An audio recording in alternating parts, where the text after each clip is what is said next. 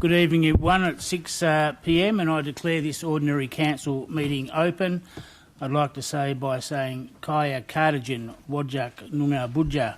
Hello, I acknowledge we're on Whadjuk Noongar land, and in doing so we pay respects to the traditional custodians of this region, the Whadjuk people of the Noongar Nation, and their continuing connection to the land, waters and community, and pay our respects to elders past, present and their descendants. Item 2 is the disclaimer. The City of Swan disclaims any liability for any loss arising from any person or body relying on any statement, discussion, recommendation or decision made during this meeting. Where an application for an approval, a licence or the like is considered or determined during this meeting, the City warns that neither the applicant nor any other person or body should rely upon that discussion or determination until written notice of either an approval and the conditions which relate to it or the refusal of the application has been issued by the City. Please note that this meeting is being live streamed. The recording will also be archived and made available on the Council website after the meeting.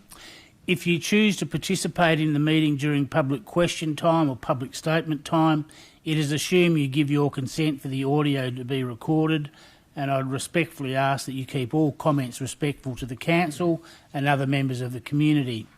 Visual images of the public will not be captured, and the conditions of entry is no electronic, visual or audio recording or transmitting device or instrument is permitted to be used.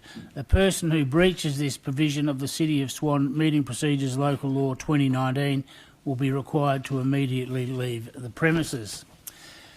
Going on to item 3, attendance and apologies. First of all, electronic attendance has been approved by myself in accordance with Regulation 14C of the Local Government Administration Regulations of 1996, and Councillor Richardson has joined us via live streaming.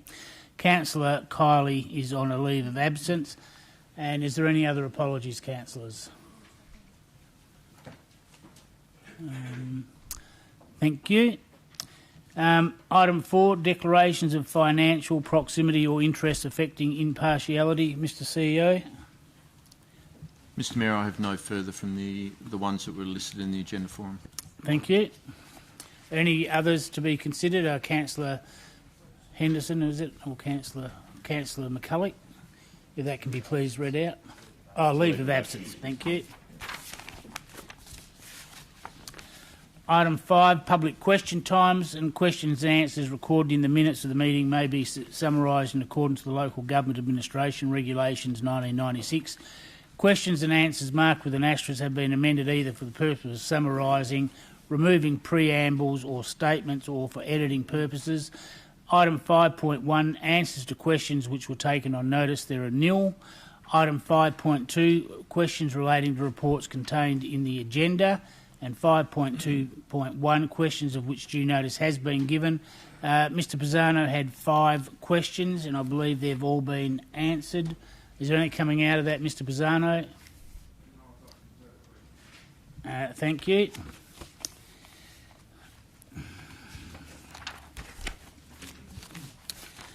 Is item 5.2.2, questions without due notice, and the following have registered to ask questions.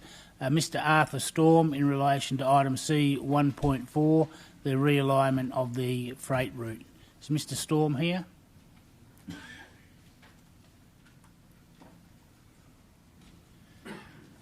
Thank you, Mr Storm. If you can turn the microphone on by pushing the button so the red light's illuminated. Thank you. And if you can ask your question. Thank you, Mayor and councillors, for the opportunity to ask questions. My question is to Councillor Zanino. The question is in relation to the motion C 1.4 on tonight's agenda, the realignment of the national freight route. Councillor Zanino, are you able to withdraw the motion C 1.4 from the meeting tonight and have it resubmitted for the next council meeting to allow the Bellevue community to respond to your motion for the realignment of the national freight route that will cut through the residential area of Bellevue East of the Roe Highway? Councillor Zanino. Thank you, Mr Mayor. Thank you, Mr Storm, for the question. Mr Storm, the answer is no, because if you read my notice of motion, I have not identified any future route. All I am asking in the motion is that the city contacts the state government and the minister, asking them if they would do a review. And that's all I'm asking. So I think it's appropriate that the motion goes ahead, and then if the motion is supported and if we get a positive response from the state government saying that yes, we are happy to do a review, they will obviously appoint expert consultants that will go out there, have a look at it, identify future routes, and then get back to us. At that point, when it comes back to council, that is when the community will have the ability to participate and put their views forward. At this point in time, it's not required. Thank you. I think you've Yes, answered that. I realise that at this point in time you're only initiating the request to the government. Point of order, Mr Mayor. We're public question time. Can we stick to questions only? Yes, we won't allow... I was going to go on and say... If you could just ask a question, thanks. When I Mr. look Storm. at this, there's a C on the... if I believe this is the correct document, page 843, C says due consideration is given to a potential realignment of the national rail freight route to a position east of the rail highway and housing development within the Shire of Mundaring, so the disruption to all areas south of the existing rail route are fully considered, including the new growth areas that have emerged south of the current rail route and were not included, foreseen in the earlier input of the 2018 amendment. And there's a map that was published as well in the West Australian about the new route. Well, what is your question, Mr. Storm? Well, it was stated that there is no route that's been identified in the proposal.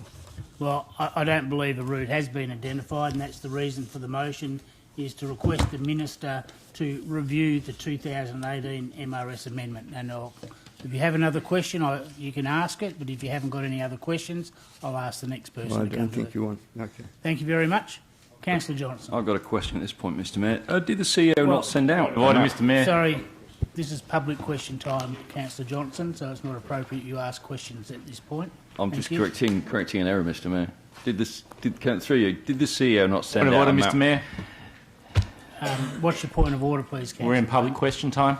Yes, I just tried explaining that to Councillor Johnson, that we're in public question time. Well, He wants to raise an issue. Yeah, I am. He can- I understand that councillor can raise a question at any time in the proceedings. I understand we're in public question time. Yeah, well, my question then is... we deal with members of the public, and then we'll go to councillors' questions later at the appropriate time. Thank you. The next person who's registered to ask a question is Ms Samadar Turner in relation to item 7.7 to do with Eastlink. Is Ms Turner here? Thank you very much. Thank if you can you. please ask your question. My questions are regarding to point 7.7 for the motion 25 regarding the removal of the Eastlink from the priority list of the city. The city, and all these questions are in regard to the report published within the agenda written by the city. It states that the city's strategic community plan B3.1 is about community satisfaction from local transport. The question is, does the city has any reason to assume dissatisfaction from any part of the 2J road? I'll take that question on notice, thank you. Second one, part of the impact of the Eastlink WA on the City of Swan will include, and I quote, an impact to Jackman Oval and North Swan Park, as well as reduced connectivity to Roe Highway and Morrison Road, end of quote. The city will have to upgrade surrounding roads. These upgrades are not part of the Eastlink project, but the city is working with the Eastlink team to review options. The Eastlink team are very professional and have very good communication with their stakeholders. The question, does this report imply that if the city remove the project from its priority list, a potential discrimination from Eastlink team will take place? I'll take that question on notice, thank you. Question number 3. The report also states, it may, end quote, it may also impact the city's ability to negotiate compensation or upgrades, end of quote. Compensation should be from federal and state if this project will continue, as according to state and federal regulations. Has the report found that main roads will alter compensation according to the city or shire of the landholder or the local city or shire support of the project? Thank you. I'll take that question on notice. 4. In the key issue, it is stated the road will reduce the CO2 emission as a result of freight efficiency. Considering the road will require at least 700 hectares, which are 245 football fields of clearing, huge amount of concrete and tarmac, and will increase the volume of traffic in this area, on what specific information is this statement based on? Thank you. I'll take that question on notice and give you a full report. And number 5, the second recommendation of the report is for the council to resolve to write to Main Roads to ask to be invited to make submission as part of the environmental process. The invitation is not required. Any member of the public can submit any comment during the environmental consultation process. So what will be gained by the second recommendation of tonight's mention? I'll take it on notice, but very briefly, to formally request Main Roads to invite not only the city but the community to make formal submissions. They have done it, and it's not for them to invite. Thank you. Point You of want a order at copy? this point, Mr Mayor, What's your point of order, Councillor Johnson? as long as I'm not interrupting. Looks like I am, actually. If we've finished with this speaker, Mr Mayor, if we're not finished, I'll wait. I'm finished, thank you. Okay, thank you for your attendance and your questions. All right, points of order. So, Mr Mayor, referring to my question previously, 5.2, point of order on page 16. Item 1, part E. The following are to be recognised as valid points of order. Sorry, which document are you referring to now? Referring to our meeting procedures, procedures, local thank law you. 2019. Section E, the presentation of false or misleading information. And what I want to bring to your attention, Mr Mayor, is the CEO has sent out to councillors a map showing the rail alignment. And you said that there was no map. So that's simply not the case. So we need to correct that. I don't believe I didn't say there was a map. I think you did. So maybe we can ask the CEO, did the CEO send out a map showing the rail alignment? There is no firm alignment, Councillor Johnson. Why did we send out a map? Well, I didn't send out a map. The CEO did. Can we ask the CEO? Mr Mayor, point of order 6.13. What's your point of order, Councillor Bowman? 6.13. Oh, thank No, you. we've not finished my point of order. I'm sure we can only have one I'll at a have time. to see if 6.13 trumps your point of order. Okay. Councillor Bowman, I haven't got a meeting procedures in front of me. It's on my desk somewhere under the plethora of paperwork I've got in front of me. So just bear with me, thank Mr you. Mayor, let me help you out. Although I believe under the meeting procedure local law I'm supposed to quote the section. Right to ask questions are only during debate. We are not debating, and if we are debating, I'll call a few more points of order. Giving a point of order, Mr Mayor, not asking a question. And I think that's the point of order that Councillor Bowman's trying to make. Yeah, but I raised a point of order to correct misleading information. Well, I don't think there was any misleading information, so I rule you have no point of order, Councillor Johnson. Now, if we can get back to the meeting, please. We're at 5.2. Are there any other members of the public who wish to ask a question on an item on the agenda, please? Gentleman in the front row, if you come forward, state your name and ask your question, please. Hi, how are you going? My name's Chris Polton. I have a question about, is it 5.2? 7.7. The request to withdraw support for the Eastlink WA.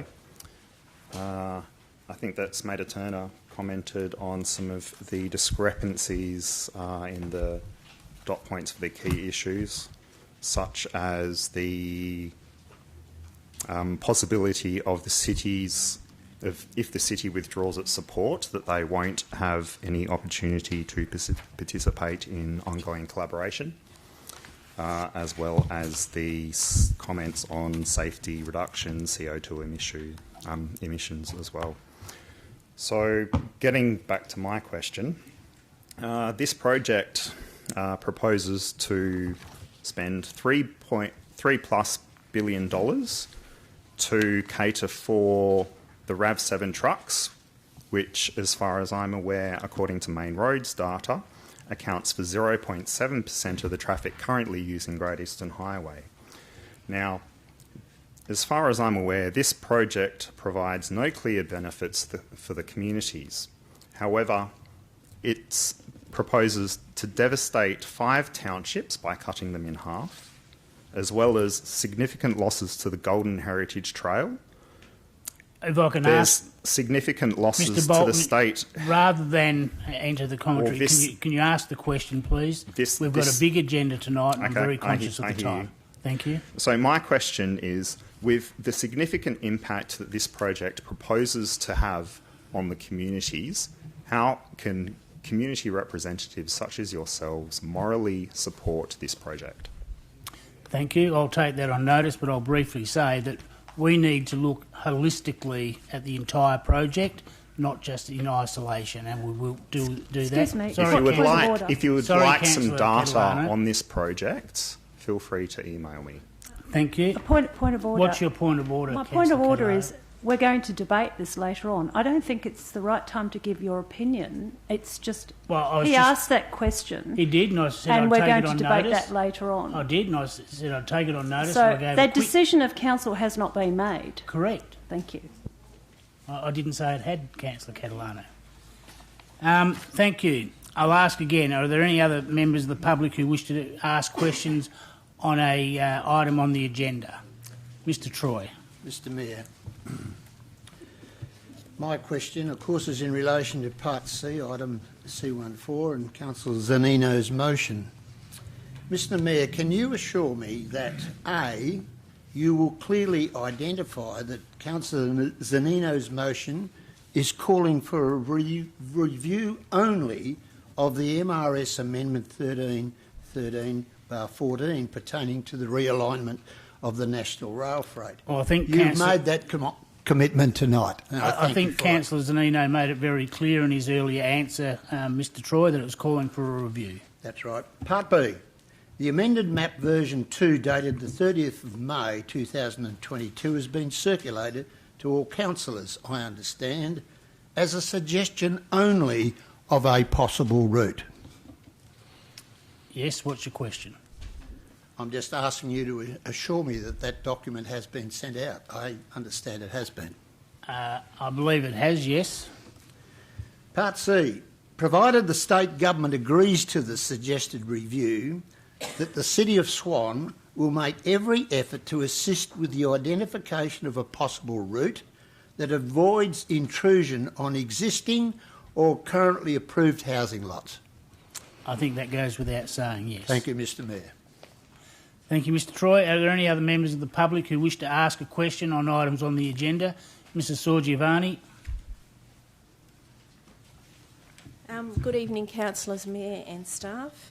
I've only got the same question that was asked for me last week because I couldn't be here because I had COVID in my deputation, and that was, Mr Russell, you stated 3 times that you'd been out to see the drain that was on 1056 that we of 1066 were supposed to link into. My husband asked you 3 times to clarify that. 3 times you said you'd been there in April and you'd seen it. And that meeting was on the 10th of May, that there was a drain there ready for us to link into. Last week I had Mr Zanino present you with some photos which you didn't look at. We can't see that drain. Can I ask you to get to your question? Thanks, And Mrs. my question Sorgiani. my question is, could you please tell me where the drain is so that we could link into it before the rain comes so that we can use that part of the block? Because once the rain comes, we can't link into anything. Mr. Russell, thank you. For the sake of clarity, Mr. Mayor, and for the fourth time, I went out there and inspected it. There is a drain available on the western edge of 1056. That provided it is maintained, which was made clear in my inspection report, there is the opportunity for the Sorgiavanis to connect into. There isn't one. We can't see it. I gave you photos. There isn't one there. Okay, I'm not going to enter into debate, thanks, Mrs. Sorgiavani. If need be, we'll have to attend on site to clarify the situation. That would be great. Thank you very much. I'll ask once again, are there any other questions from members of the public relating to items on the agenda? Mr. Pisano. Good evening, Mayor, CEO, councillors and public. Thanks for your time and your patience. My name's Daniel Pisano. I'm talking, or got questions in relation to item 13.11, the basketball drainage study. First question. 1056 Great Northern Highway shares about a 75-metre long boundary with the state government drain. This is a simple option without the proposed easement in the basketball drainage study and the motion. So why is an easement on Lot 5 Railway Crescent proposed? I'll take your question. In fact, I'll take all your questions on notice. Well, I would prefer to... well, I'm going to give you the same reply to every question you ask. That's fine. I would prefer to put the question, please. Thank you. But if you can provide your questions in writing, as I've asked you numerous times before, we could perhaps have some pre-indication and get the answers back to you in writing. But if you wish, can I first ask how many questions have you got? Well, if you would, I've got about another 5 or 6. If you ask your questions, but I'll be taking them all on notice. Yes, that's fine. Thank No you. problem. Thank you. I believe the basketball drainage study and its options do not address or solve the root cause or causes of the drainage issues. Rather than making a comment, you can just ask the questions. I've got to give a bit of an intro or else it doesn't make any sense. Well, and that's what I'm saying. If you can provide the question with the introduction, we'll save a lot of time, Right, Mr. Pisano. I'll cut to the true questions. Thank you. Try and, A, is the basketball drainage study and its recommendations / options yet another smokescreen by the city? B, is the basketball drainage studies and its recommendations / options contrary to the city's policies, namely filling of land, dams and stormwater information sheet provided by the city on the 10th of May 2022 and any other relevant policies and alike? If not, how is it not?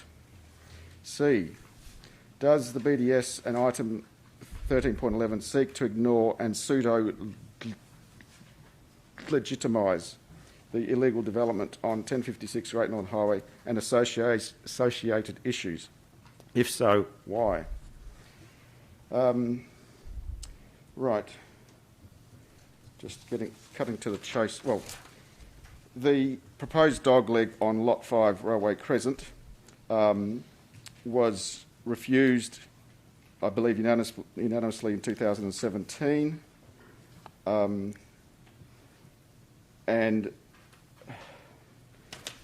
hold on. Right.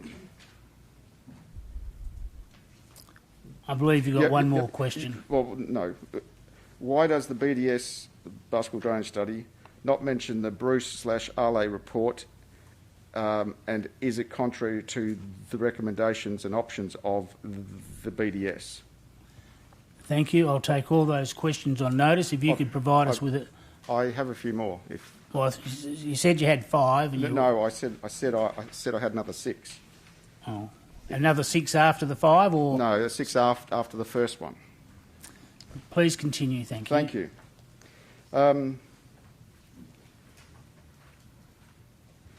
Why is the council being asked by Councillor Henderson's motion to adjudicate on what I believe should have been the city's administration of compliance to its policies and conditions of development approvals and possibly stormwater guidance note, etc., as they apply to 1056 Great Northern Highway, Baskerville.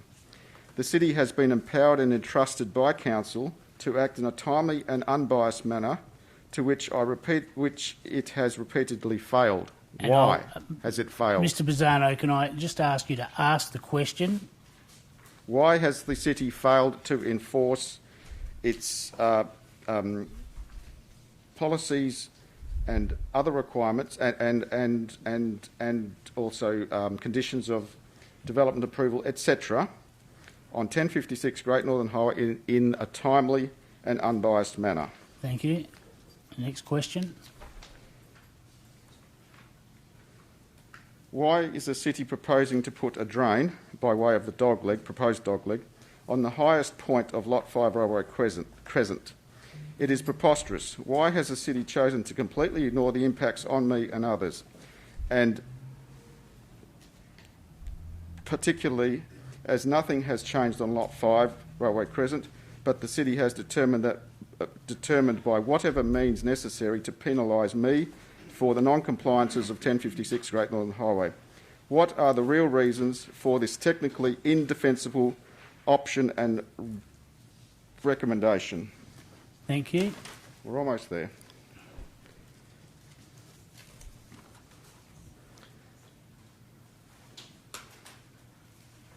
Right. Councillors, we have been pursuing this matter for 8 years. Do you really think we would waste our time, effort and money pursuing this if there were nothing to see here? The city claims there is nothing to see here. Insufficient evidence, etc. Can I ask you to Do you get to the really question? think we should still be here, we would still be here, with all of the attendant effort and stress if this were the case? Ask yourselves what there really might be to see here apart from drainage, flooding and filling of land. Thank you. Thank you. And if you can submit those in Yes. writing, they'll all be responded to. Thank you. Thank you, Mr Pisano. I'll ask again, is there anyone else in the gallery who wishes to ask a... Yes, Mr Irwin, if you come to the microphone and ask your question, please, on an item on the agenda. I have a couple of questions, Mr Mayor. Thank you. Patrick Irwin. Whilst Councillor Zanino's motion C1.4 is for a review, will it not only act to delay the process of achieving this long overdue realignment of the freight rail on the approved and adopted realignment from 2018? I don't see how it can delay it, no. Well, will it expedite it, I guess, is my... Well, because that was... By asking the Minister to review it, hopefully it will be put to her forefront and regenerate interest in hoping to get it happen in a more timely manner, Mr Irwin. Well, a secondary concern, does it not threaten the people who live in Bellevue who currently are not subject to a rail reserve through their properties? Well, without knowing the alignment that it's going in, I can't answer that question. Okay, thank you. My third question? I have questions on item C 4.2, Swan SP 2021. Why did council staff fail to advise myself and my client of this structure plan when our site of interest at Lot 13, Stirling Crescent, is the most affected under this proposal? And it was clear at our several meetings with Mr Russell that we were in negotiation for purchase of Lot 13, or at least my client was in negotiation for purchase of Lot 13, Stirling Crescent. A secondary question to that is, why was Mr Russell so clear, almost certain, that he had told me about this at our meeting, which he had not? And Well, I can't answer for Mr Russell. If Mr Russell wants to make a comment, he can. Taken on notice. And secondary question to this point, why does council staff support Swan Plan, Structure Plan 2021, when it so clearly contradicts the intentions of the buffer zone under the HEASP structure plan? Well, that'll be a determination for council, not staff, Mr Russell. Mr Irwin. Thank you. Thank you very much. Is there anyone else in the public gallery who wishes to ask a question on items on the agenda? Being no further questions on item 5.2.2, we'll move to 5.3. Other questions. 5.3.1, notices which due notice has been given, there are nil. 5.3.2, questions without due notice. Is there any member in the gallery who wishes to ask a general question on items not on the agenda? Being nil, we'll move to item 6, which is public statement time.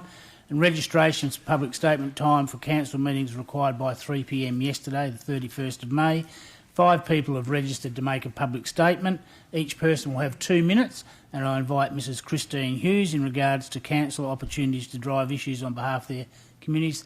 Thank you, Christine. You'll have 2 minutes, and I'll try and give you a 15 seconds warning when you're Thank you, Mr Mayor, and I'd like to apologise for not being at the agenda forum, having booked a posse. I'm not rude. I got a phone call to say the item had been withdrawn, and I'm sorry that didn't translate to you, so I apologise. But it is that abandoned item of last week that illustrates the point I want to make tonight. Councillors, 99% of your agenda is driven by applicants and or council staff. Your endeavours to get an item onto an agenda come a resounding third to that. The item last week got going without any reference to ward councillors or councillors more generally to support an investigation of expenditure of funds or the project itself. An officer began discussions with Main Roads 6 months ago, sent out 2 letters to residents in consultations, spent in the order of 50 hours staff time, and the first time you formally became aware of it is when it was on the agenda last week, 6 months later. And I'll point out that it had a total cost of almost $400,000 in its total project cost from state and local public purse. It was not supported ultimately, and it faded.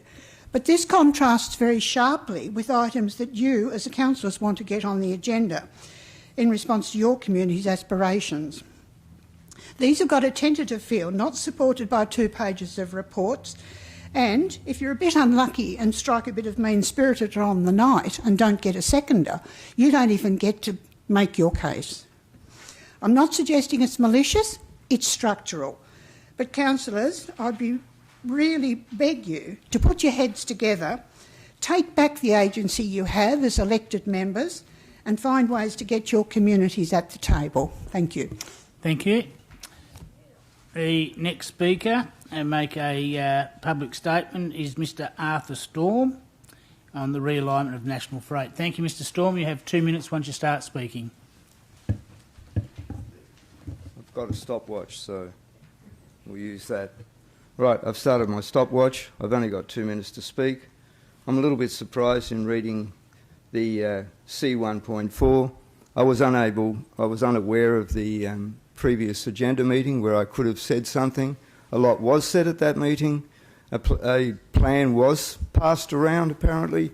I've got a picture of possible realignment places. I just cannot understand how this proposal here and the way it's worded can be interpreted. And on that basis, I'll just have nothing more to say. Thank you very much. The next speaker is Ms Diana Avino in regarding the same item, C1.4, the freight realignment. Thank you. You have 2 minutes. Good evening, Mr Mayor, CEO and councillors. I agree with Mr Storm's understanding of the motion that there is a paragraph asking to consider another route east of Roe Highway, which will affect Bellevue residential, and there was a map attached to the agenda. There has been no consultation with the Bellevue community. Has the Shire of Mundaring been consulted? Has the developer of Bellevue Estate been consulted? Bellevue is currently turning around the encroachment of industrial against residential due to Bellis. Does this proposal reverse this again? What actions and outcomes, if any, have resulted from the Council's Robinson Road motion calling for a regional traffic management assessment? If no actions have occurred, why not? The Bellevue Residents and Ratepayers Association strongly opposes any decision of Council taking place without comprehensive consultation with all affected stakeholders. Thank you. Thank you very much. The next speaker is Ms Laurel Finnis-Dudek on item 2.1, adoption of an urban forest plan. Thank you. You have 2 minutes. Thank you. Good evening, Mayor, Lucas, CEO, councillors and staff. We all agree City of Swan needs to plant lots of trees to mitigate heat, and equally as important, to stop any unnecessary removal of mature trees. The long-awaited urban canopy plan you are being asked to adopt is providing a framework for implementation and reporting. No matter what decision Council makes, there will be parties that will not be happy. Therefore, the decisions need to be made for the greater good and what is going to achieve the best possible outcome in canopy increase and improved walkability of streets. With verge trees only, a no opt-out policy, utilising a whole street approach will achieve this. Please do not adopt this plan without this amendment, as the current procedure will result in streets with no trees on too many verges. Thank you. Thank you very much. And the last person listed for a public statement is Ms Smadar Turner on item 1.2, list of accounts paid. Thank you. You've got 2 minutes. Thank you. I started reading this motion and I thought that it was excessive. After all, the motion was a request to send a list in a way that was a little bit more user-friendly. But I thought, well, if this is the city's processes, that's the city's processes. Then I read the officer's comment, and to say the least, I was shocked. What I was thinking at the time, I cannot repeat here due to respect to the people around. I do not know who wrote it, I do not know who approved it. But I do know is that this shows a deep, ingrained culture of bullying within the city. To have this type of aggression publicly displayed shows it is considered normal practice and acceptable. By not saying anything, we are part of the problem, which is why I stand here today. A culture of bullying takes conscious effort and a lot of work to change, but it is important that it is changed. The council role is to provide direction and policy to the administration. I urge you to steer away from this type of culture and to move to a more inclusive culture. There is no place for bullying anywhere. Thank you. Thank you very much. That completes the number of people registered to make a public statement, which takes us to item 7, petitions. And Councillor Catalano, I believe you have a petition. Yes, thank you. I've got a petition from 20 residents in Beachborough. Petition to stop 18.8 metre tower proposed for a portion of land for telecommunications infrastructure at the Beachborough Exchange, number 131 Sacramento Avenue, Beachborough. So they're opposed to that. Do I give that to you? Yes, yep. If you hand it up. Thank you. So I'll be seeking a resolution, Council, that the petition be referred to the Chief Executive Officer, be submitted as part of a report to come to Council. So you're moving that way, Councillor Parry. Seconded, Councillor Johnson. Is there anyone against? Being no one against, I declare that carried. Are there any other petitions to be presented, councillors or member of the gallery? No? Item 8, deputations. Deputations were dealt with last Wednesday, the 25th of May. And item 9 is announcements by the presiding member. And I have a couple, thank you, councillors, if you just bear with me. So today was a great landmark for the City of Swan with the formal launch of the city's Reconciliation Action Plan, or RAP for short. The highlight of the launch for me was a very special performance by the Bordy Coolies, which translate to Boss Children, a group of young Aboriginal men who form a dance group who come from the Middle Swan Primary School. It was really great to see these young people taking so much pride in their heritage and their culture. I was absolutely blown away by how many people came to the launch outside our admin this morning. I estimated about 180 people, ranging from about 3 years old to somewhere closer to 90. So I'd like to thank the whole range of people, but particularly our seniors, for coming out and supporting it. It just shows how important our city's ongoing commitment to building a just, equitable and reconciled Australia is within our community.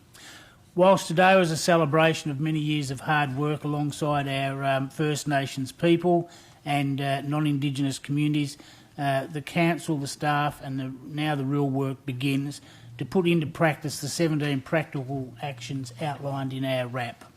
Some examples of these actions include improving consultation with First Nations communities, preparing an Aboriginal Torres Strait Islander employment and retention strategy within the city, and developing cultural and naming protocols.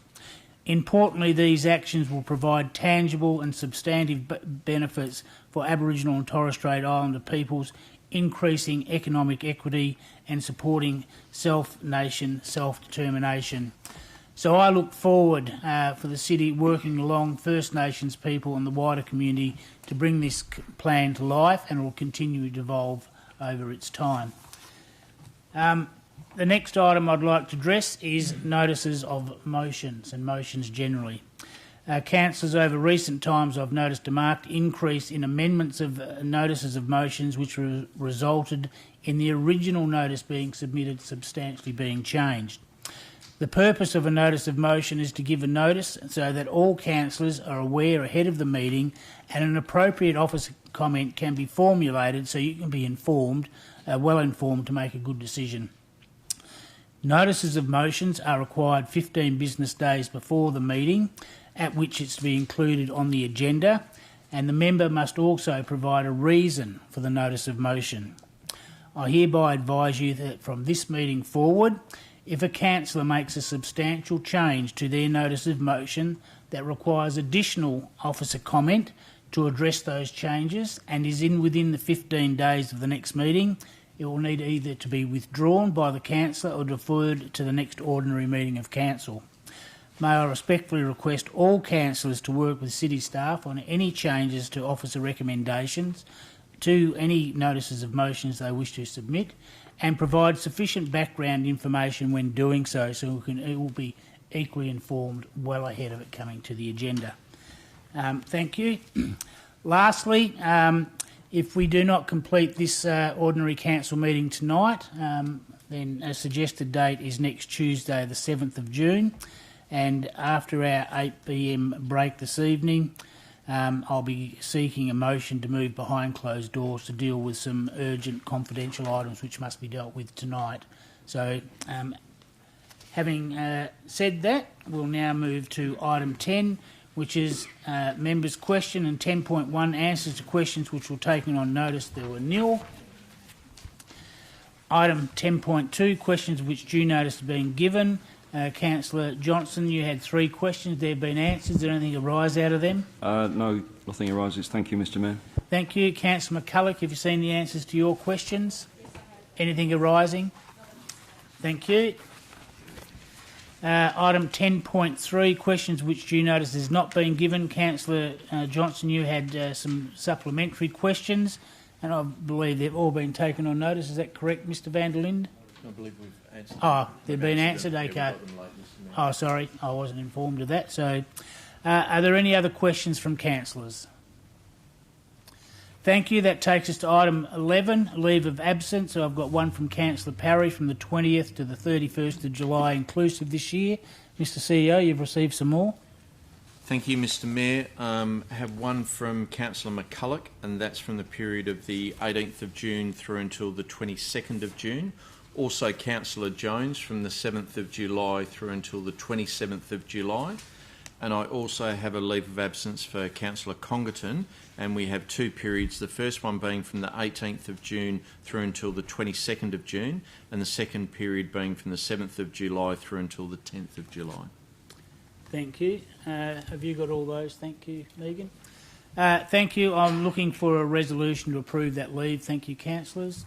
Moved Councillor Zanino, seconded Councillor Johnson. Is there anyone against? And I'm just going to check, are you still hearing us and with us, Councillor Richardson? Thank you. I just hadn't seen you on the screen for a while, so I was just checking in. Being no one against, I declare all those leave requests approved unanimously, which takes us to item 12, confirmation of the minutes, and 12.1, I need a resolution, councillors, to confirm the minutes of the ordinary council meeting held on the 4th of May. Moved Councillor Parry, seconded Councillor McCulloch. Is there anyone against? Being no one against, I declare it carried. And also seeking, I think Councillor Bowman, you've got a alternative on this, a recommendation for the special ordinary meeting of council on the 10th of May. Thank you.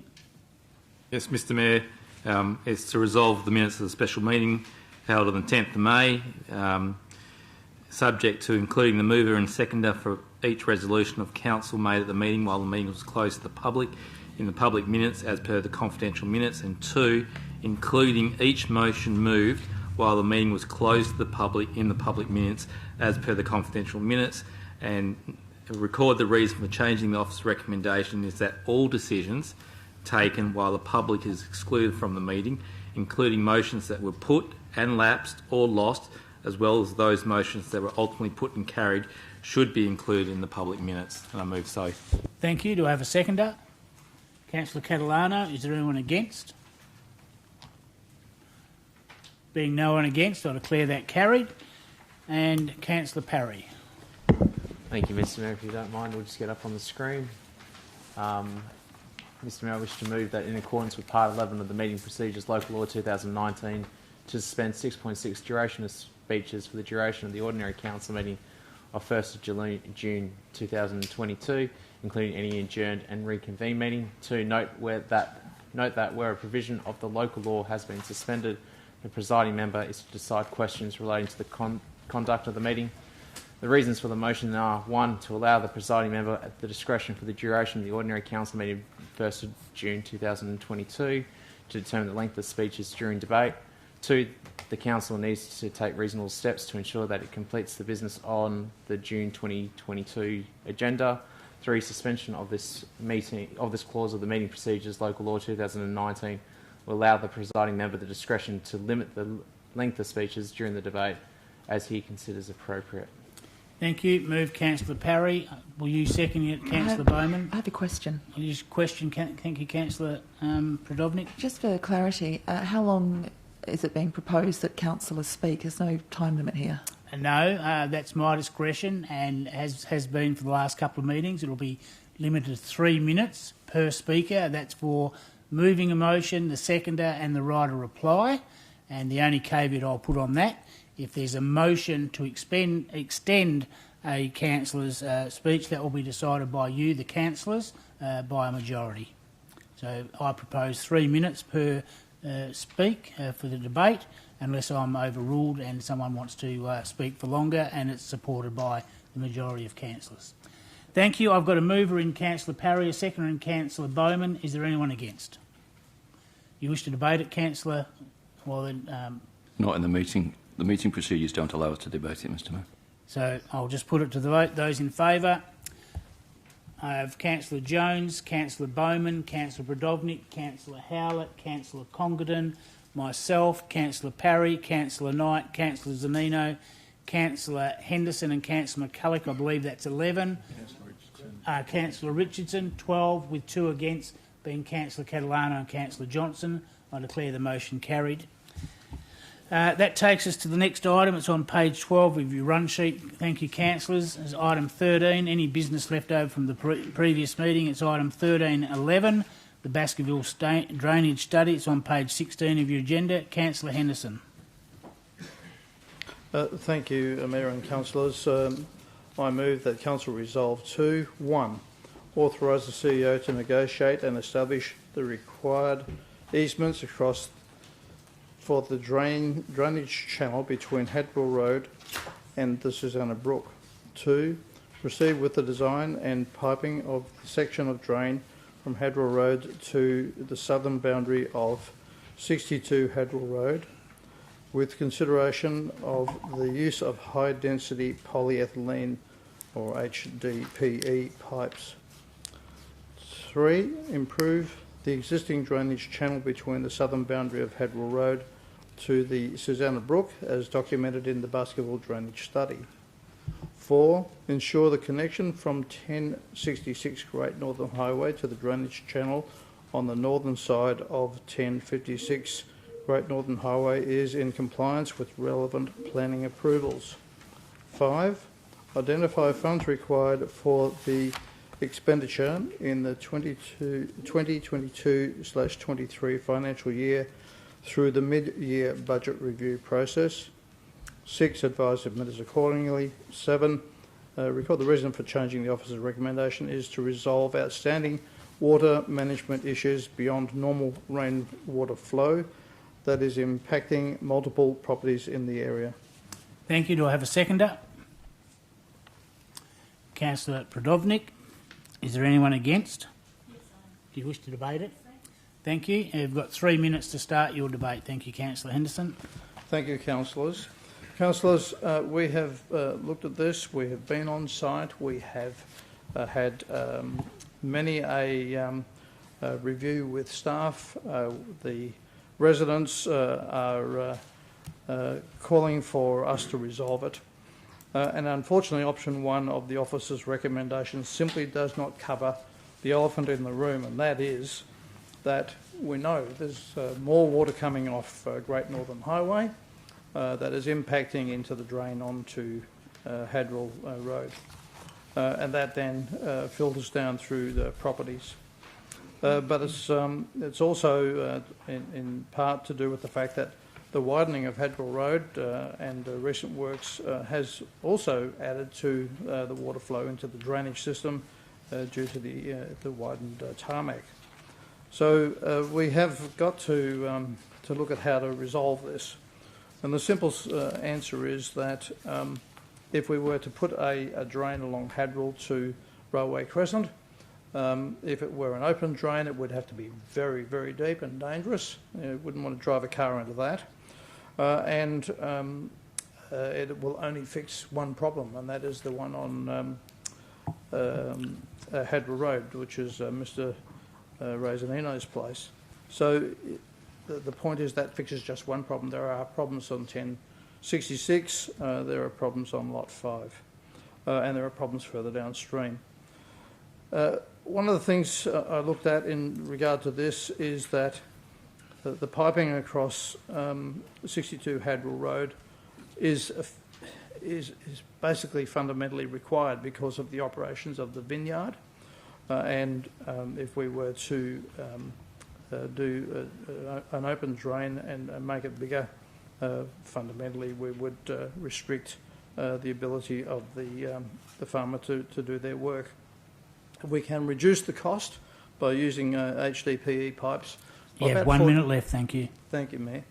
By about $40,000 or $45,000, I think staff advised, because you don't need as a big high-density pipe that you would have in public roads.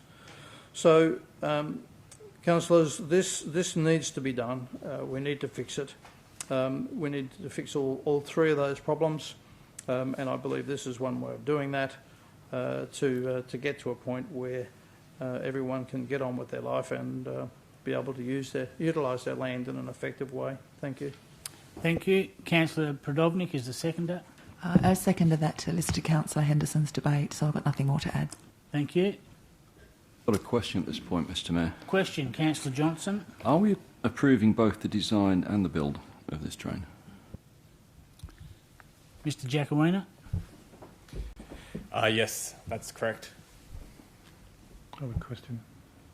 The next question is, do we have an estimate for what it's going to cost?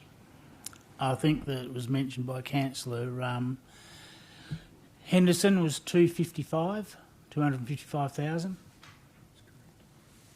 Further question by Councillor Congerton. Yes, thank you. It relates to item 5 on Councillor Henderson's motion.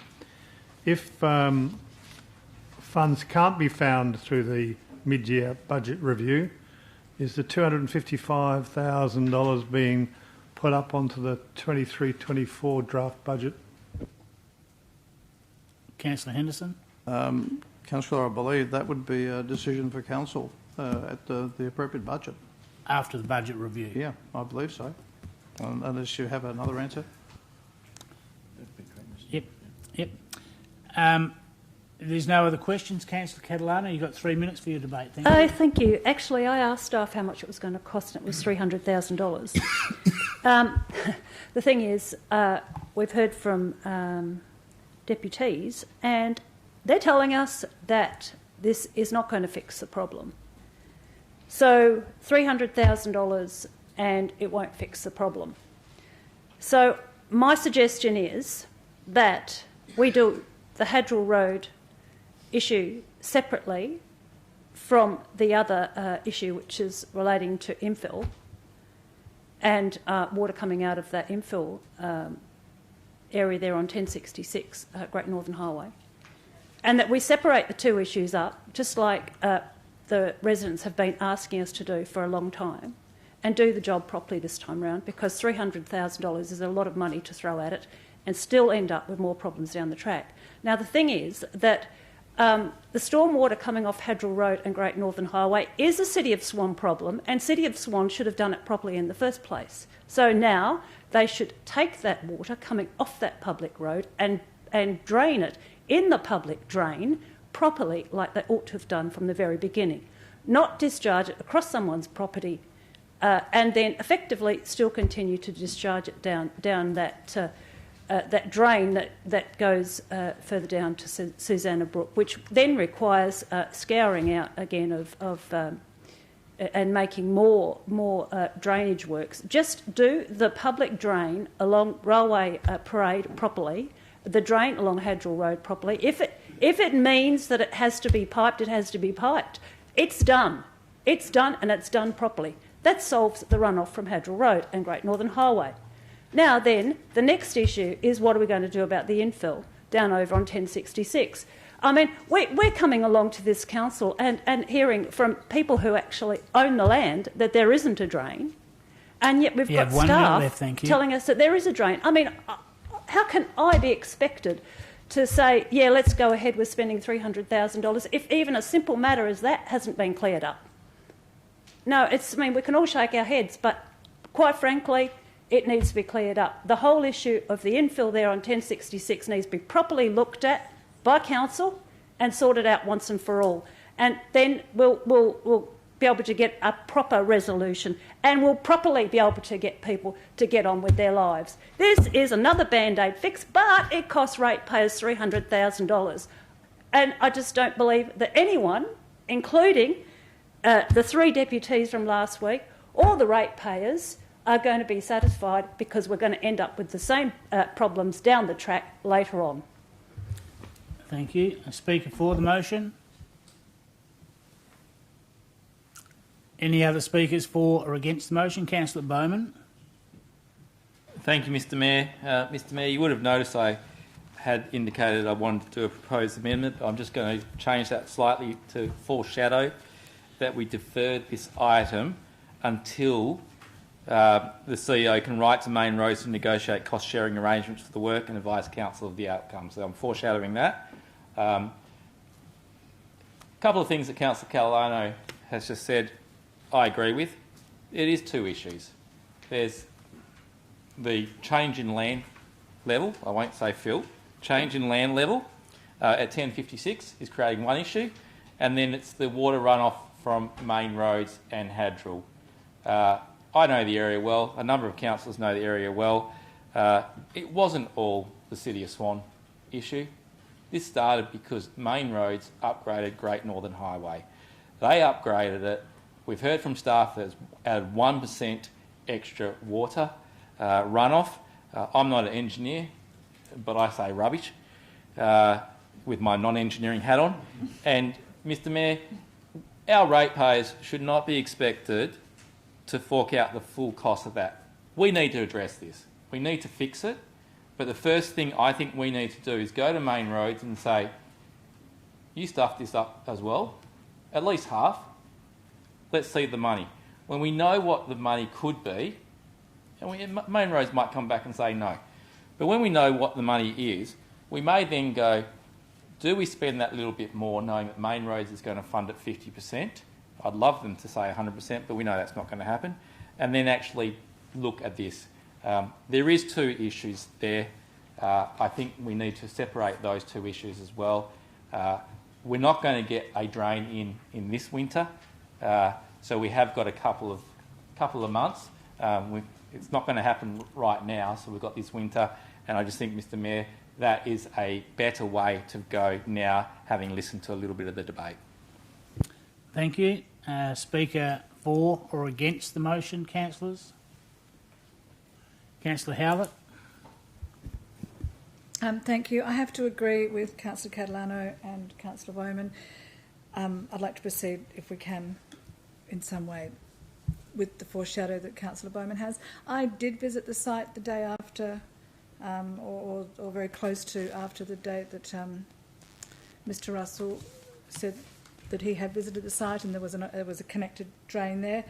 To my eyes, there was no connected drain, and I was quite surprised. So I concur with what the statements made earlier today, that there is no visible drain and no way for the rain to run away or the water to run off. It is two separate issues. I don't believe we should be piping water onto a resident's land. I think that's not the right way to deal with this. I think that, if anything, I'd like to see item 4 separated from this motion, so that could be dealt with tonight, and that is to ensure that the connection from 1066 Great Northern Highway to the drainage channel on the northern side of 1056 is in compliance with relevant planning approvals. I don't know if that's possible, though. Well, I think that's part 4 of the motion. Any other speakers for or against, councillors? Councillor Johnson. Yeah, thanks, Mr Mayor. Look, I've been listening to this and I'm familiar with it.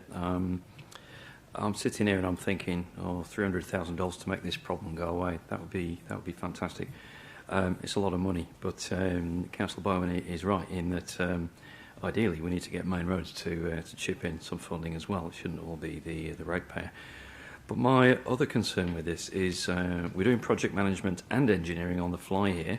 So what we have is a design and build being approved in the same motion. And really what we should be doing is the design, costing, and then bring that back to council for approval. So that would be my preference. And then councillors will be able to have a look at the design. We'll be able to have a look at the schematic design to understand what is being done. So it's a little bit like the other map issue this evening. Without any drawings, it's not completely clear what is planned here. So I do appreciate the fact that Councillor Henderson has obviously put a lot of work in to try and solve this problem, and I really wish Councillor Henderson that he had actually nailed it. But I think we need separation of design and build, we need estimation to come in the middle, and we need engineering drawings that can be presented to council so we can understand it. So I'll be opposing the motion for that meeting for that reason. Thank you. Thank you. I'll ask once again, are there any other speakers for or against? Being no other speakers, Councillor Henderson, you've got 3 minutes for your right of reply. Thank you. Thank you, councillors. Quite a few points there. Just in regard to the design and build, the drainage study identified how to fix the problem, so that's done. From that, the costings came out. And, you know, I'm the first to admit that costings will vary, and we'll see what happens over time and budgets. One of the things I think I want to cover very strongly here is Main Roads. We all know, and I appreciate Councillor Bowman's desire to try and get blood out of a stone, but the fact of the matter is Main Roads will tell us just where to go and jump. And but by doing so, we're simply going to, in my view, we're going to delay it even further again, and just simply kick it down the road. So I don't agree with the process, but I will say one thing though. I think we should write to Main Roads and say, hey, we have a problem here. Fellas, come on, dish up a bit of money. because I do also believe that they've put excess of 1% increased water flow into the area. So I just want to cover the Band-Aid suggestion in the debate as well. This isn't a Band-Aid, this is a fix. It fixes the problems on 62 Hadrill. It fixes the water flow issue from 1066, assuming a drain does get put in place. Councillor Hallett, I agree there's some issues there, but that has to be resolved. But that's a compliance issue that has to be dealt with. It's separate. And the cleaning out and the widening of the easement south of along Lot 5, which is already an easement, by the way, there's already a 2 metre easement there, will in fact then allow the water to flow and get away. And the piping issue, we don't want to put pipes in if we don't have to, but the fact of the matter is that 62 Hadrill has been impacted by additional water. You have 1 minute left, thank you. Thank you. And his farming activities will be impacted if we were to leave an open drain there. So I think the point has been put firmly enough to say that, yes, none of us like spending money on these kind of things. I don't like spending money on these kind of things. I think we've absolutely talked it and looked at it to death. And frankly, in discussion with staff and as a result of the study that we spent thousands of dollars on that recommends what we do, we need to resolve it and make it such that the residents in that area can finally say, well, it's done and dusted. So, councillors, I do think that a deferral will simply thank you, kick Councillor it Henderson. down the road and urge your support. Thank you. Thank you. I'm now putting the motion. Those councillors in favour. I have Councillor McCulloch, Councillor Henderson, Councillor Zanino, Councillor Parry, myself, Councillor Congleton and Councillor Jones, which I make as 7. Those against, I have Councillor Bowman, Councillor Podovnik, Councillor Johnson, Councillor Howlett, Councillor Catalano and Councillor Knight, which is 6. The motion, and Councillor Richardson, which is 7. Is there? Okay. And Councillor Coley's away. So I'll cast my deciding vote in the way that I voted the first time and support the motion. Thank you, councillors. That takes us to part B of the agenda, councillors. And item 1 is adoption of those recommendations contained in the items not withdrawn. And so for the benefits of the members observing the meeting, the council uses an en bloc method of decision making. This means that agenda items where council supports the officer recommendations are not debated separately. One vote is taken on all the items and the officer recommendation therefore becomes the decision of council. The following items in Part B and C have been withdrawn for debate. So in accordance with the meeting procedures local law, they will be dealt with by council individually. And in Part B, I'm just going to read the item numbers out. Councillors, you have the run sheet in front of you. There's items 2.1, 3.1, 3.2, 4.1, 4.2, 4.3, 4.5, 4.6, 4.7, 4.8, 5.2, 7.1, 7.4, 7.7, and in Part C, item C 3.1 and item C 3.3. The following items have not been withdrawn for individual consideration and we will dealt with by en bloc vote. Therefore, the officer recommendation will be the decision of council. And in Part B, that refers to item 2.2, item 4.4, item 4.9, item 5.3, item 6.1, item 6.2, item 6.3, item 6.4, item 7.2, item 7.3, item 7.5 and item 7.6. Please note that item 5.1 relating to the intersection modification at East Street, Water Street and Swan Street, East Guildford has been withdrawn and therefore no decision is required on that. You're moving the items for on block in Part B. Thank you. Moved Councillor Parry, seconded Councillor McCulloch. Is there anyone against? Being no one against, I declare all those items not withdrawn for debate as carried as per the officer's recommendation, and we'll now move back to those items that have been withdrawn for debate. And the first one is item 2.1, adoption of the Urban Forest Plan, and I believe that's you, Councillor Catalano. Yes, thank you. That the Council will resolve to 1. Adopt the draft Urban Forest Plan, subject to the following modification. A. Replace the 1,200 per annum street tree planting target from the targets and key performance indicators on page 18 of the Urban Forest Plan. So that's page 87 in the Council agenda, with the following.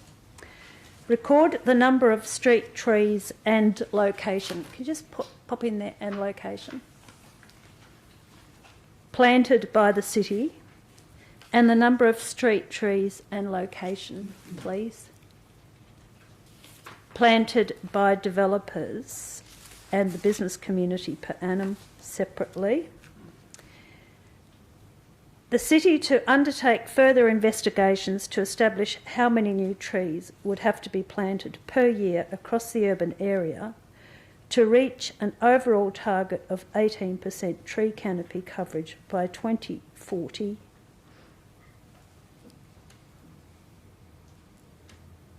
Okay. To authorise the CEO to approve any minor changes that may be required before the document is finalised for printing. 3. Present a report to Council as an input to the City's business planning process on the capital and operational resources required for the City to achieve a street tree planting target of 5,000 street trees per year, and if you could add, for 5 years. Please, thank you.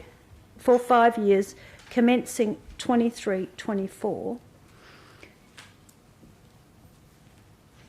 And I'd like to add a little bit extra in there, just based on some of the submissions that have been made, and that is that we plant street trees using a whole street process.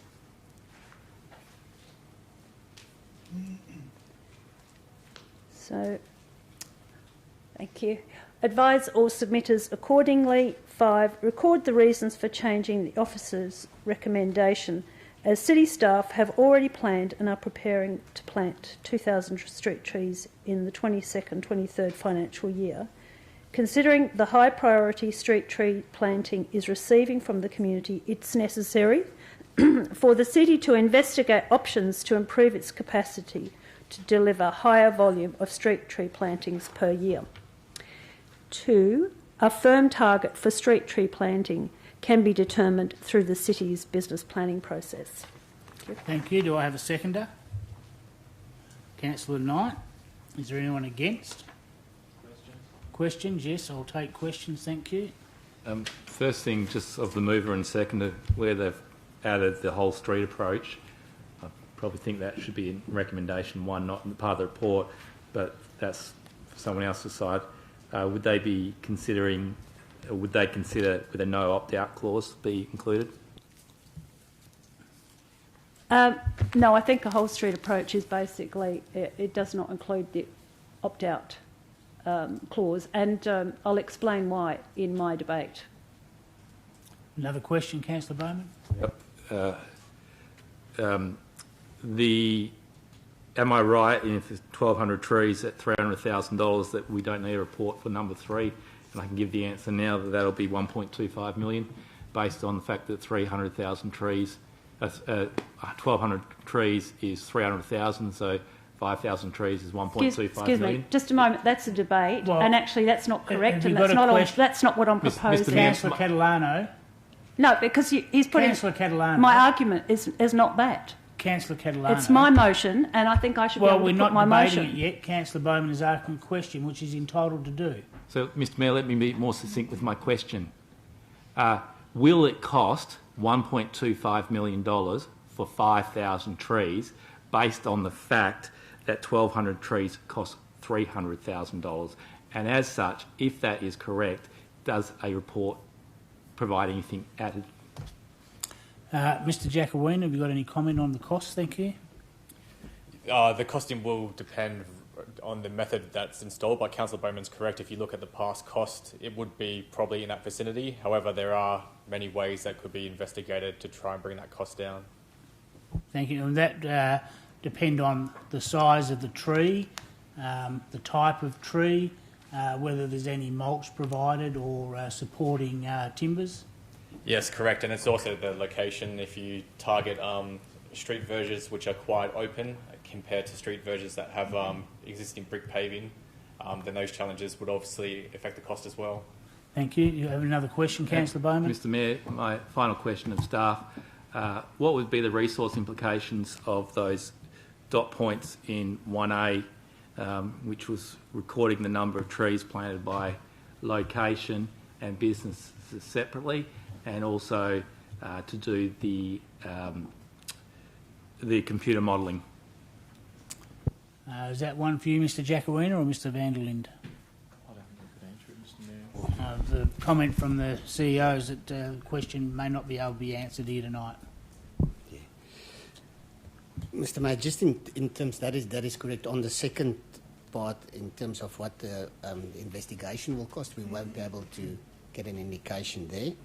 To record the number of street trees planted, that will be done through staff resources, but it depends on how the information is captured. So we will have to change the way we operate and make sure the information is captured in a way that it's available to report on. But it's not clear on what exactly that resources will entail at this stage.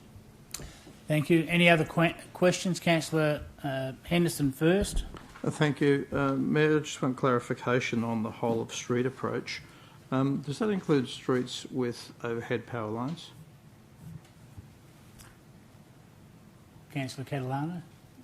It is exactly what it says. It says a whole street approach, streets with power lines, streets without power lines. I've seen it all around the place, with power lines, without power lines. Thank you. Exactly. So just to expand a second question, if I may, I know it's going to be difficult to answer, but what does it cost per tree to trim so as that it doesn't hit power lines on an ongoing basis to be able to deal with the management of that? Any idea, Mr Jacowina, or you need to take it on notice? Yeah, then I'll have to take that one on notice. Thank you. Thank you. Councillor Parry had a question. I have a question to the mover. I've got a very simple question. Why 18%? It's a very odd number. Well, she can explain that. I can explain that in my debate, and I intend to. Thank you. So there's no other questions, councillors. Councillor Catalano, you've got 3 minutes for your debate. Thank you. Councillor Knight was the seconder. Is there anyone against? I do have, so you have 3 minutes for your debate. Thank you. Okay, thank you. Well, I mean, I don't need to go into why this needs to happen. I mean, I think we've heard about it, dry climate. Do we want to fry? No, I don't want to fry, and I don't think anybody else does either. So first and foremost, we've got to stop clearing. It's not really articulated that well in this report, but, I mean, that's the first and foremost. But so I wanted to get on to planting trees. And the reason why I chose 18% is because, guess what? City of Stirling, who have actually got quite a conservative urban tree plan, have identified 18%. And, why is that so, I knew that? No, you didn't know that because you wouldn't have asked. The fact is that if City of Stirling can do it, so can we. And in fact, we have to. It's not a question of shall we, it's we have to. Do you know that they're planting to try and reach 18% by 2040, that's 18 years from now. that they're planting 16,000, or they're in their forest plan, there's 16,000 trees per year for the next 18 years that have to go in. That's nearly 300,000 trees. This motion here is asking for 25,000. Now, isn't that fairly pathetic? And there's objections? I mean, this local government authority has been absolutely and utterly denuded of vegetation in the last 30 years. I mean, and it is constantly, what's left is under constant threat. So, I mean, I just don't even understand how you can object to this, because what I'm asking for is so pathetic compared to what other councils are proposing, because they understand the dire crisis and the dire situation that we're in. It's going to get hot, and it's going to get very hot, and we're going to fry if we're not careful. So, you know, let's look at other councils. I mean, you know, Vincent 20% by 2050, Fremantle 20% by 2035, Bayswater 20% by 2025, 18% by 2040. Yeah, it's 1 not a minute big left, deal. thank you. Okay, so you know, once we've and I just want to remind everybody here, we're going to worry about tree pruning. I have to remind people in this council, it takes between 30 and 50 years for a tree to get to the height where it needs to be pruned. Now, finally, just on the issue of cost, you know, I've got a suggestion that, tube stock, it's $2.50. It probably costs another $7.50 to put in the ground and put 3 stakes with some pink tape, right, so that it doesn't get mowed. It should be planted on every verge. And if someone wants to pull it out, if they want to run over it, if they don't want it, it goes out the window, and that's the $2.50 gone, right? Well, I'm not talking about putting in $250 trees that need years, at least 2 years of watering. I'm talking about tube stock. If it goes in at the right time, it needs minimal watering. It starts off small. It doesn't need that huge input and the millions of dollars. So let's just look at five. Oh, I'd like another minute, please, because I just want to explain. Sorry, if you could just like to move that way, Mr. Mayor. Another minute. Okay, I've got a mover in Councillor Johnson for 1 additional minute. Do I have a seconder? Is there anyone against? You wish to debate it, Councillor Bowman? I'll put it to the vote for 1 additional minute. Those in favour? I have Councillor Jones, Councillor Podovnik, Councillor Johnson, Councillor Howlett, Councillor Catalano, Councillor Congdon, Councillor Parry, Councillor Knight, Councillor Zanino, Councillor Henderson, Councillor McCulloch. I can't see Councillor... She's not on at the moment, Mr Mayor. She's dropped out. Okay. Those against is myself and Councillor Bowman. You have 1 additional minute. Thank you. Councillor. So if we look at 5,000 tube stock on everybody's verge, times $10 to put that tube stock in, that's $50,000. How pathetic. It's not millions and millions and millions. It's $50,000 a year for 5 years, $250,000 over 5 years, and we might actually get some trees in 30 years' time.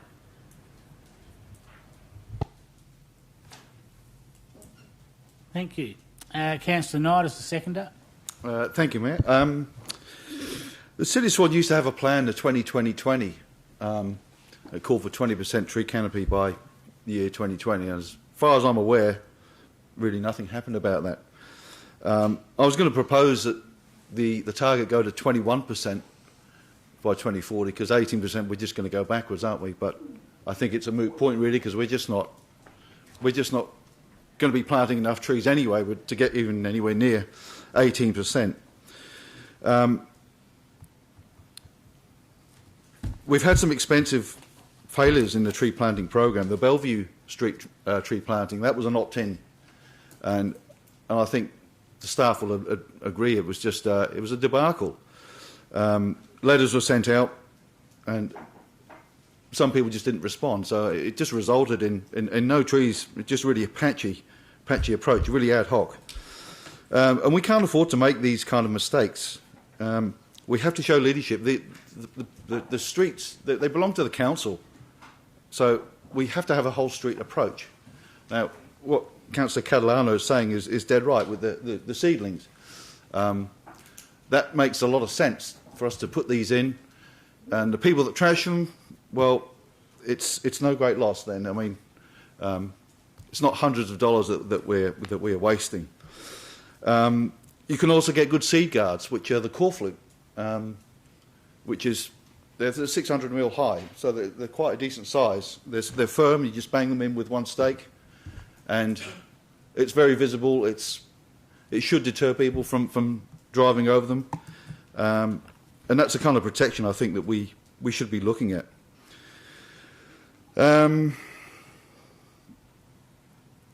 Also, prior to the street tree planting, I think that there needs an education program.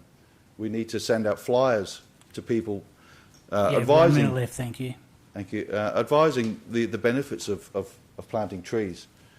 It increases house values. A mature tree outside of a property can put that value up by nearly $15,000 to $20,000. So that's something that the city can do to help the ratepayers. It's a good program. 5,000 a year. I mean, that should only be street trees. We shouldn't be counting any from friends groups or parks or anything like that. That just should be a bonus, if you like. So we are losing so much canopy, especially in places like Henley Brook in the new subdivisions, and we just have to start getting some trees in the ground. So please, let's support this and get it started now with this canopy plan. Thank you. Thank you. Speaker against the motion, Councillor Bowman. Thank you. You have 3 minutes. Mr Mayor, to quote the words of Councillor Catalano, I think it's pathetic that councillors, or some councillors, think that 5,000 trees is going to just be the cost of the tube stock. The biggest cost is watering, and it's the ongoing watering. That's one of the biggest costs. Point of order. What's your point of order, please, Councillor? Is it fair to be using a word like pathetic of councillors' thinking? I think he was referring to the same words that Councillor Catalano mentioned, and you didn't have an objection then, so I rule you have no point of order. Thank you. But I just ask all councillors to be respectful of one another. Thank you. Just following the trend, Mr Mayor. Mr Mayor, we should compare apple trees with orange trees. The local governments that got quoted are infill local governments. We're a growth council. Should that change the target? Perhaps we need to look at that. I think we need to do a lot more for trees. We need to do a lot more for street trees. Why wouldn't we have a no opt-out clause? Go ask most of the people. They don't want a tree on their verge. They're happy to have it everyone else's verge. If we're going to get serious, let's not have an opt-out clause.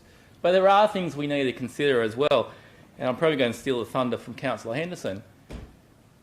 The cost for pruning under power lines.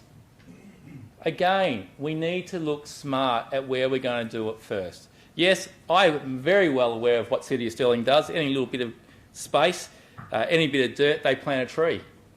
They don't have big developments. They have a little bit of infield development. And that's the reason why they can do that. We're going to be extremely hard pressed to save the trees that we've got, let alone increase it. So perhaps we need to look at that first. And that's why I'm against this recommendation as is, because I don't think there's been proper consideration done on exactly how we're going to achieve this. It's great to have a strategy, put it on the bookshelf, tick a box, but if we don't do anything with it, what's the point of having it? So let's have a real serious think about those implications first before we start making a few changes in there, what's going to work. Thank you. Speaker for the motion. Speakers for or against the motion? Any other speakers at all? And Councillor Catalano, you're right to reply. Thank you. You have 3 minutes. Yes, thank you. Well, that's the whole point about tube stock, is it doesn't require watering as much. I mean, if you put 1.5 metre high tree in, you're going to have to water it for 2 years, and you're going to have to water it regularly. Whereas tube stock, if you put it in at the right time, mostly it'll survive. It'll survive that you put it in at the beginning of winter, it gets established that winter, and it will survive without much watering thereafter. So, you know, it's actually a bit of a furphy, that whole thing. And the other thing I want to say is this is a report to council. This is a report that's coming back to council about resourcing the planting of 5,000 trees. I mean, we can't even get past the report stage. You know, once it comes back to council, then you can blow it out of the water.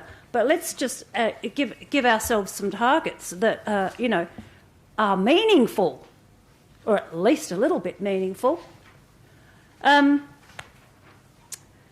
So, I mean, trimming, look, 30 years' time, I mean, it's a long time, you know, and the way we're going, you wonder if we've got that long, actually.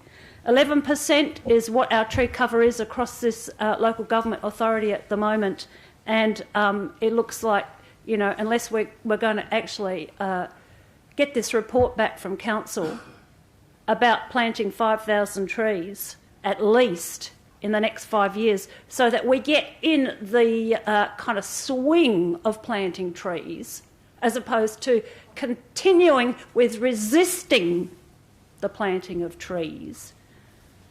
If we don't get into the swing of it, we're going to end up with less than 11%, because in that time trees are going to die and there's going to be more of trees lost through developers, and you know, we're going to be a very, very sad local government authority indeed. And I prefer that we don't go down that track. I prefer that we actually start to wake up now, just like all the other local government authorities in the metro area have done. Thank you. Thank you, councillors. I'm now putting the vote. Those in favour of the motion. I have Councillor Prodovnik, Councillor Johnson, Councillor Howlett, Councillor Catalano, Councillor Knight and Councillor McCulloch, which is 6. Have we got Councillor Richardson back? No. Those against the motion, please. I have Councillor Jones, Councillor Bowman, Councillor Congdon, myself, Councillor Parry, Councillor Zanino and Councillor Henderson, which is 7. The motion is lost. I need a resolution. Councillor Bowman. I'll move the officer's recommendation. Thank you. Do I have a seconder? Councillor Johnson. Is there anyone against? Yes, thank you. Do you wish to debate it? Yes, thanks. Thank you. Are you going to say anything, Councillor Catalano, that we didn't hear in your last debate, being the mover and... Well, let me wait to hear what the person who's actually going to move the motion has to say. Thank you. Thank you. Councillor Bowman. Mr Mayor, I've spoken on this already. I don't think there's anything more I can add. Thank you. As a seconder, Councillor Johnson. Thank you, Mr Mayor. Mr Mayor, I seconded this motion because I do believe that we should have this urban forest strategy. I am disappointed that Councillor Catalano's motion did not get up. I think it is very disappointing because we were just talking about cheap stock. These are very small trees. Nevertheless, I believe we can go ahead with this, with the officer's recommendation, and in 3 months' time we can move the same motion to report on planting 5,000 trees. So that's why I'm supporting the officer's recommendation. Thank you. Thank you. Speaker against the motion. Yes, I'm speaking against it because actually most of the people that made the submission said it was inadequate, and I do think it's inadequate, and I don't see why we should be putting up a plan. I mean, it's hardly a plan. It's actually aspirational ideas at this stage. There's not even any policy guiding it. There's so much work to do on this. It's like, I wonder if it's ever going to happen. Or is it just going to sit there on the shelf, never to be thought of again? And we just carry on planting these 1,200 trees, and our streets and our local government authority just end up getting drier and drier. And until it's too late, I'll be afraid to say. So the thing is that I can't support it because the submissions, people made submissions to the effect that it's actually absolutely inadequate, and I tend to agree. And I'm not going to put up something like this that it's inadequate It needs to go back. It needs to be done properly. It needs to have some targets in it, at least conservative targets that I proposed. And until that happens, I don't believe anything. I don't think anything is going to be come out of it. So I'll leave it there. Thank you. Any other speakers for or against the motion? Then, Councillor Bowman, you're right to reply if you need it. You've got 3 minutes. Thank you, Mr Mayor. Mr Mayor, I too listened to and read all the results from the community. And one thing that came through quite clear for me was they did not want an opt-out option. Councillor Catalano refused to actually accept that. I am listening to the public. And again, I would like to see a no opt-out clause, but that wasn't accepted, Mr Mayor. And as such, I've moved the officer's recommendation that then we hopefully can build on in future. Thank you. I'm now going to put the motion. Those councillors in favour of Councillor Jones, Councillor Bowman, Councillor Prodovnik, Councillor Johnson, Councillor Howlett, Councillor Congdon, myself, Councillor Parry, Councillor Zanino, Councillor Henderson and Councillor McCulloch. I think that's 11, and 2 against being Councillor Catalano and Councillor Knight. And we haven't got Councillor Richardson back yet. Thank you. So, Mr Mayor, Councillor Richardson's asked if she can join by telephone. She's got internet problems, so we said we would ask you to ask. I've got no issue. I think it's only fair if we can't get her online that we can connect. We can connect to her by telephone, as difficult that may be, but I'm happy to approve that. But that motion is passed, and I think it was 11 to 2, or I think that's 11 right. to 2. Yes, that's correct, Mr Mayor. 11 to 2. Thank you. Which takes us to the next item, councillors. Just let me turn the page. Item 3.1, Women's Big Bash League. Councillor Bowman. Mr Mayor, I move that Council resolves to approve the continuation of the Women's Big Bash League cricket series at Lilacs Hill event for 2 additional years, from 2022 to 2023 to 2023-24. 2, approve the allocation of $40,000 in the 22-23 and $20,000 in the 23-24 in sponsorship for the Women's Big Bash League cricket series at Lilac Hill event.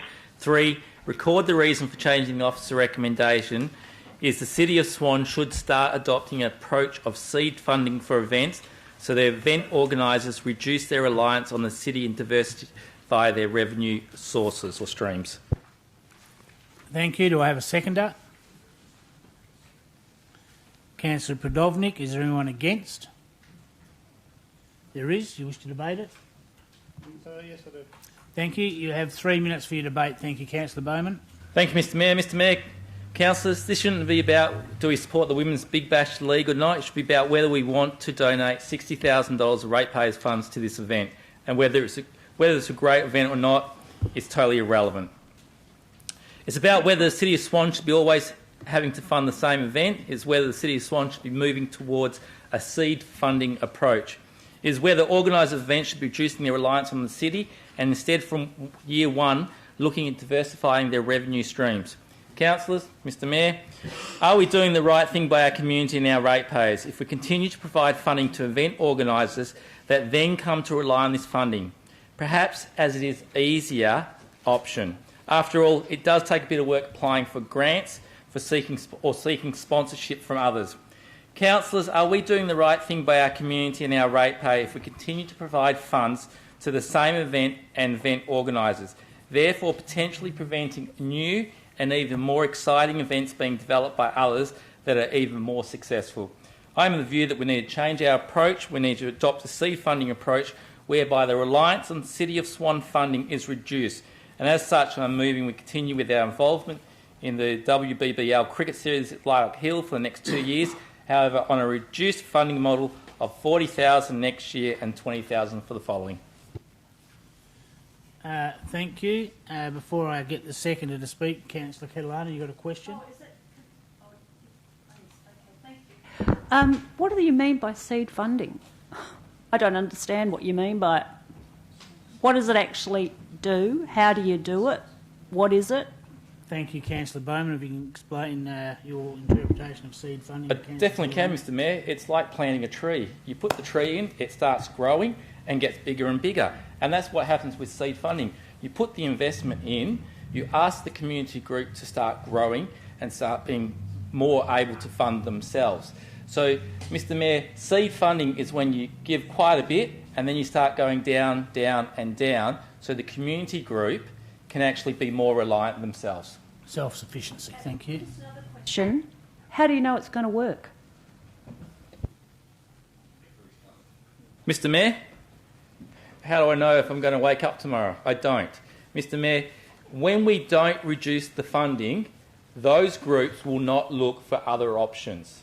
If they know we're reducing the funding... I think you've answered the question, okay, thank you, Mr Mayor. Councillor Bowman. Councillor Podovnik is the seconder.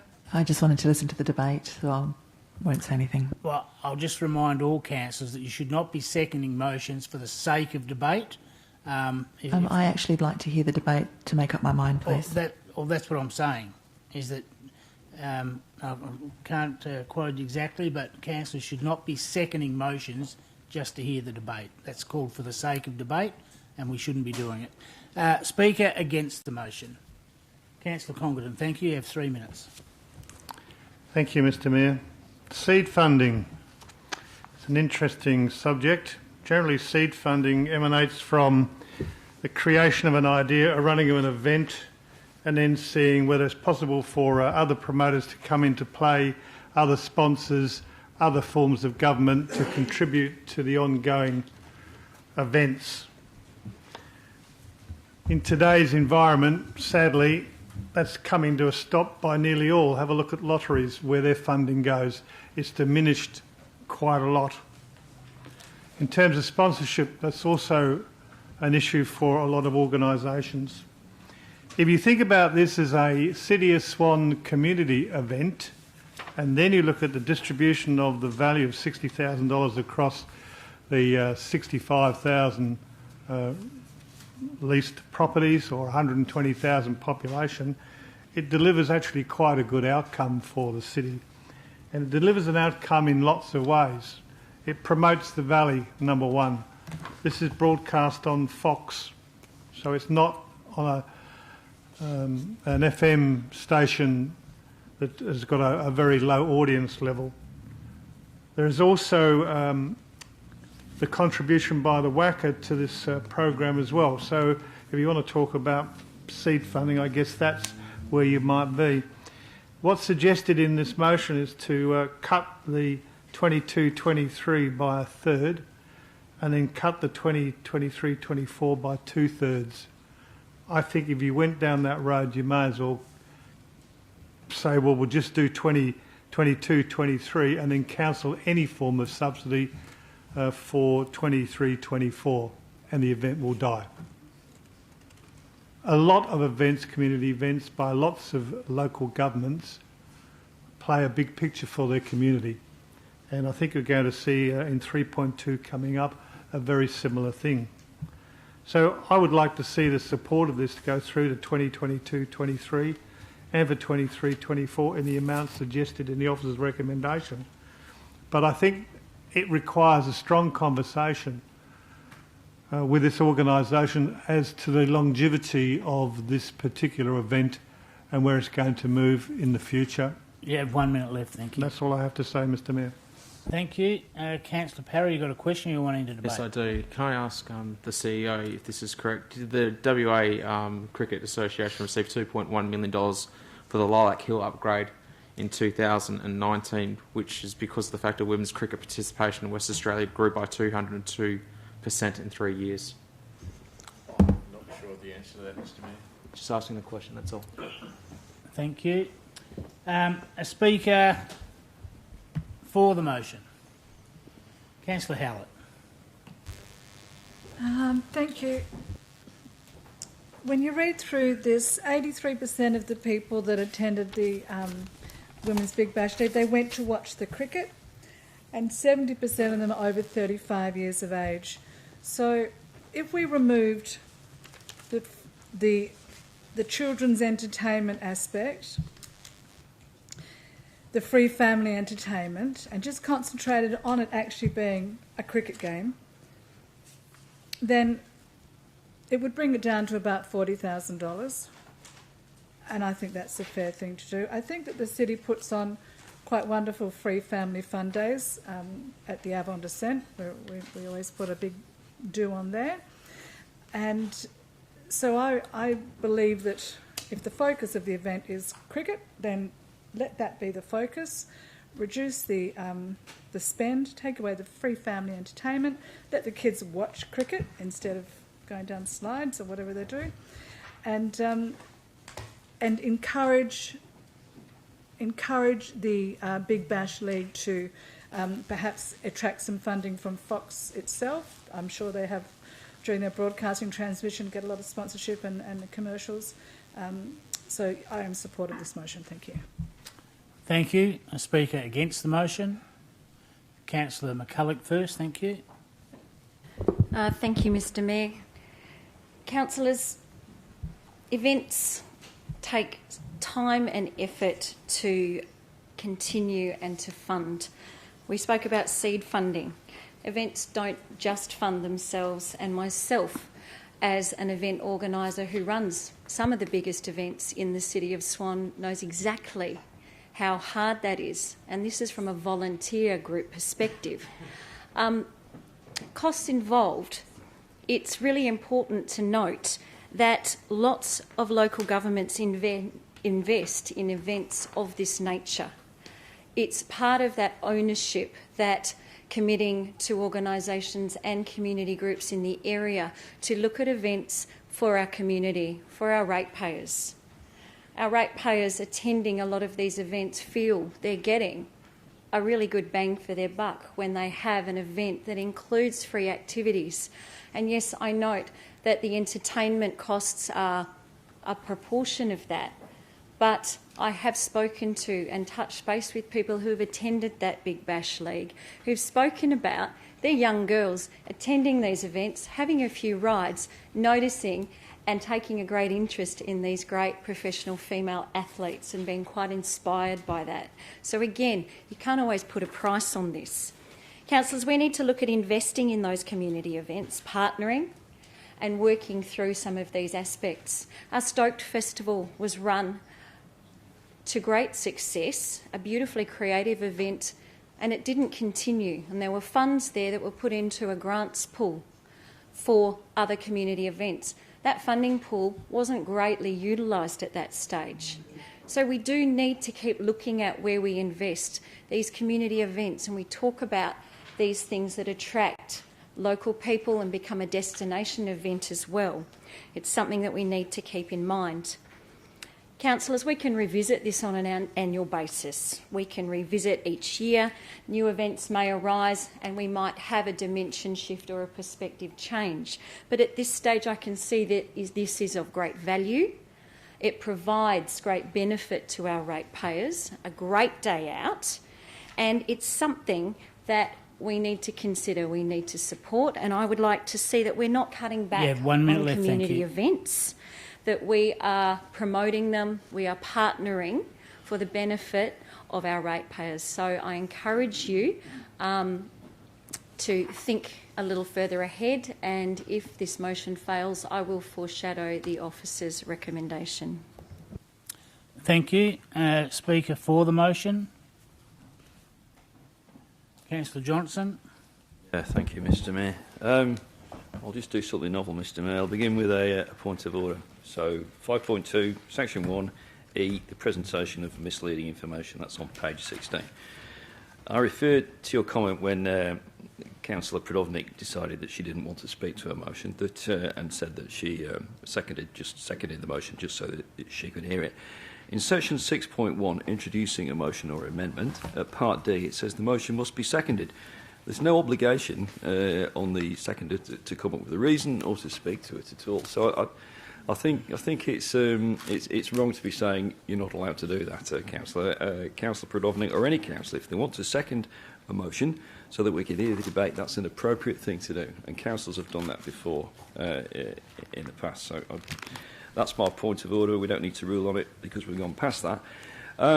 In terms of the Big Bash League, we do have an awful lot of proposals to spend money on events which, strictly speaking, are outside of the what I would consider to be the valid scope of the City of Swan. And I think that we do need to try to reduce organisations' dependency on public funds, particularly from our ratepayers. So I think the concept of reducing it from 60,000 to 40,000 and then in the following year to 20,000 is not a bad way to go, because it will enable this organisation to plan ahead and look for alternative and hopefully commercial sources of funds and not being reliant on the public purse.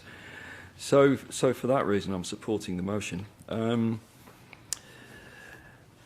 think this is the right thing to do. The only question I've got is this, and that's why I said I think that the Big Bash League needs to look for commercial sources of funding to actually make this a commercial business. Because, of course, if every public entity, such as ourselves, took the same approach that we're only going to fund you so much one year, 50% the next, and 50% the next, until it gradually whittles down to nothing, nothing would ever keep going. Everything would always end after 2 or 3 years. So this approach has its faults.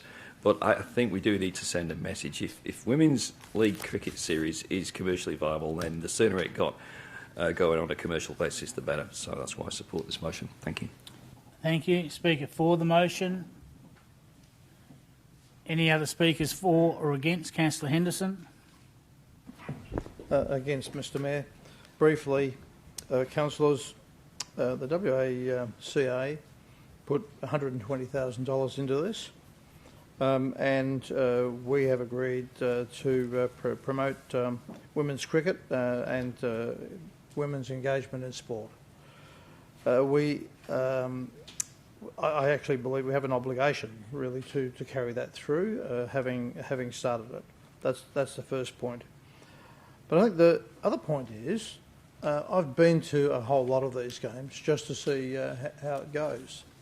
And I've got to tell you, it is great to see young girls with their families. The girls don't pay rates, but mum and dad do. Out and about, getting excited about maybe getting out there and playing some cricket. Lilac Hill's renowned for its cricket. It's been fantastic. The point is, we see people coming from Ballajura, Altone, all over. A huge crowd of people come in to enjoy the cricket, as they do with other events that we sponsor all over the place. I really do believe that if we go down this approach, it will be knocked on the head. It won't be viable to run it, and that's really the key here. I want to see us put money and effort into women's sport. We put enough into men's sport, and this is an opportunity, a relatively small amount. It is relatively small, to be able to promote that. So to me, it's something that we've started. I think we should finish it. And I wholeheartedly agree with Councillor Bowman's approach on basically giving people an opportunity and then getting them to carry themselves forward. This was about establishment and getting it going, and something that I think is going to grow, and we need to ensure that we allow it to grow rather than just knock it on the head effectively. Thank you. Thank you. Speaker for the motion. Any other speakers for or against? Councillors? Councillor Parry. I'll be very quick, Mr Mayor. I remember when I played junior sports 30 years ago when I first started up, and I had only one girl play soccer in the team that I used to play with, my OLA, Ali's Assumption. Now I see Ballajura Football Club have 6 or 7 girls play in Auskick or /modified rules. I see cricket as well that's been increased quite dramatically. The reason why is because of the fact AFLW and WBBL is influencing these girls to play football or any other sport as well. And we also require this finance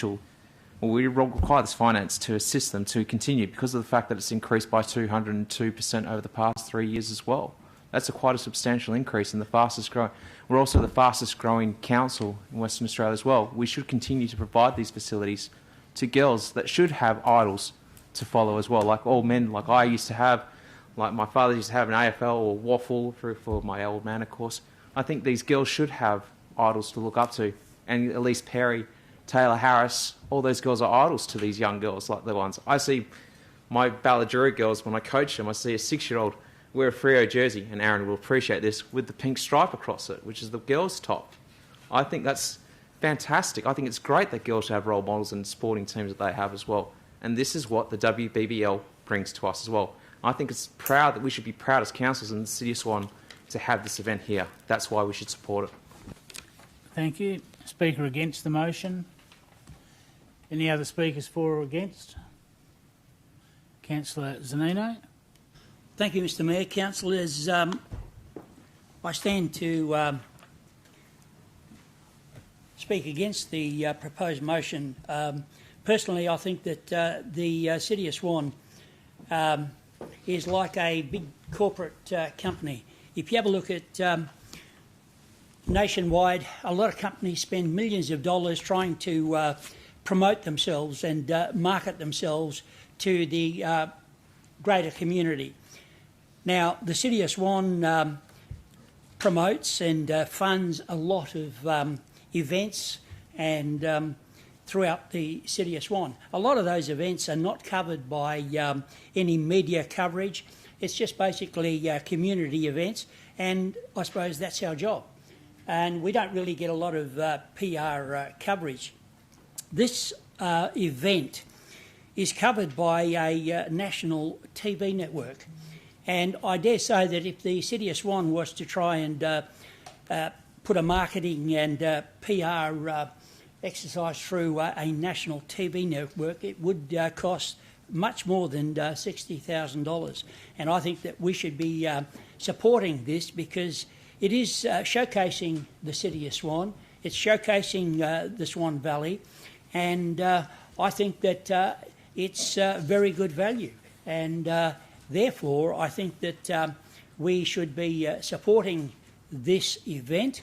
Admittedly, yes, $60,000 is a lot of money, but if we're going to cut it down, then we need to probably give some sort of notification that it gets wound down in, say, 5 years' time or something, where it gives the opportunity for them to try and get other funds. But I think that the city would be missing out on a huge networking and marketing opportunity. So I think that we should be supporting this. Thank you. Thank you. I was just about to say you had 1 minute left, but you beat me. Any other speakers for or against, councillors? Then before I invite you for your right of reply, thank you, Councillor Bowman. I'll defer to the Deputy Mayor. I'm just going to say a few comments. Thank you. I support the officer's recommendation. It's already been foreshadowed. I've attended last year and I attended a couple of years prior to that, and I was actually blown away, one, by the quality of the cricket. I was absolutely astounded to see players on a local field in the City of Swan who are the Australian team, more or less, representatives in each team, who went on to win the World Cricket title. Last year, in 2021, over 75,000 viewers watched those games on Foxtel and something called KO.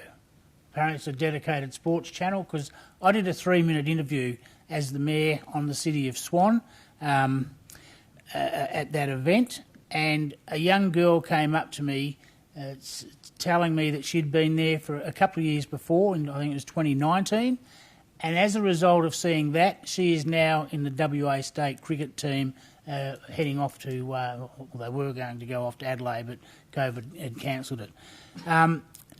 This is an opportunity to showcase the City of Swan, and particularly the Swan Valley. So for $60,000, I think we get every cent back in that promotional area. It's a community event, which does cost $60,000 to run. Part of it goes to the Free Family Fund Day, but I looked at the statistics and saw that 97% of the attendees at the last event said they'd be happy to come back and return to the next event. So I suppose what I'm saying, if we diminish the funding the WACA will go to another local government authority.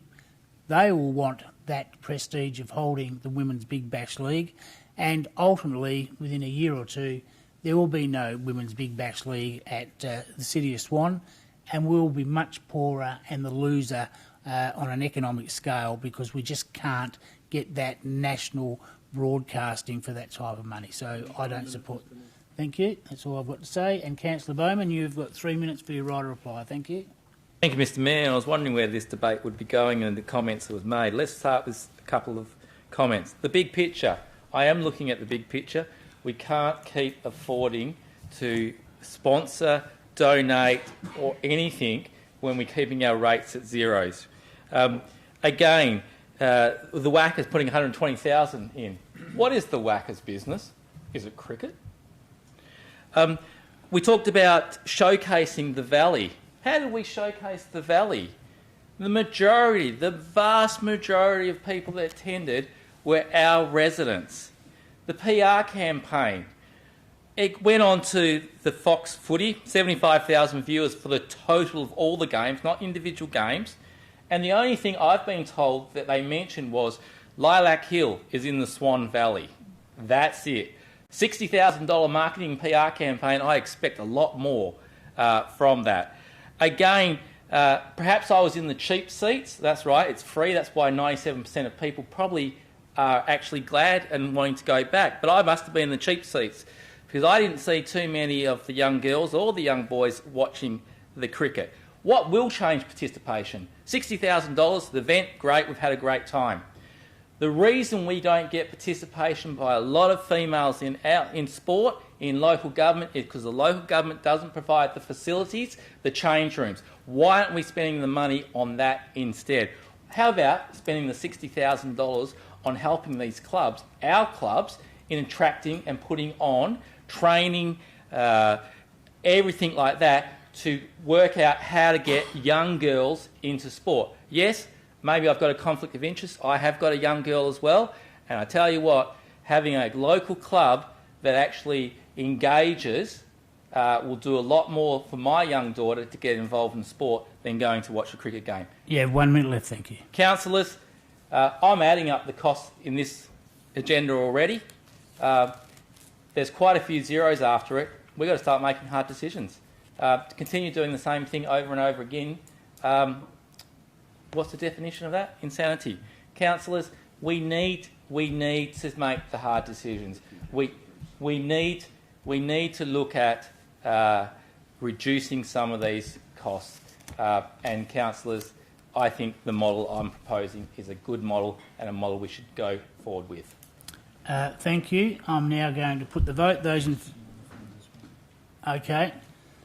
Well, we've finished the debate. I'm aware Councillor Richardson's on the phone, so you'll have to tell us verbally, Councillor Richardson.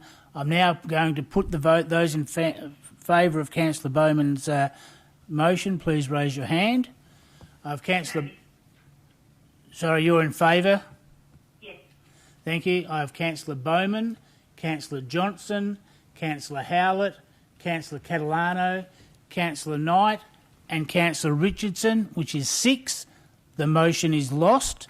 All other councillors were against. You need the names, Megan, or you got them? You've got them?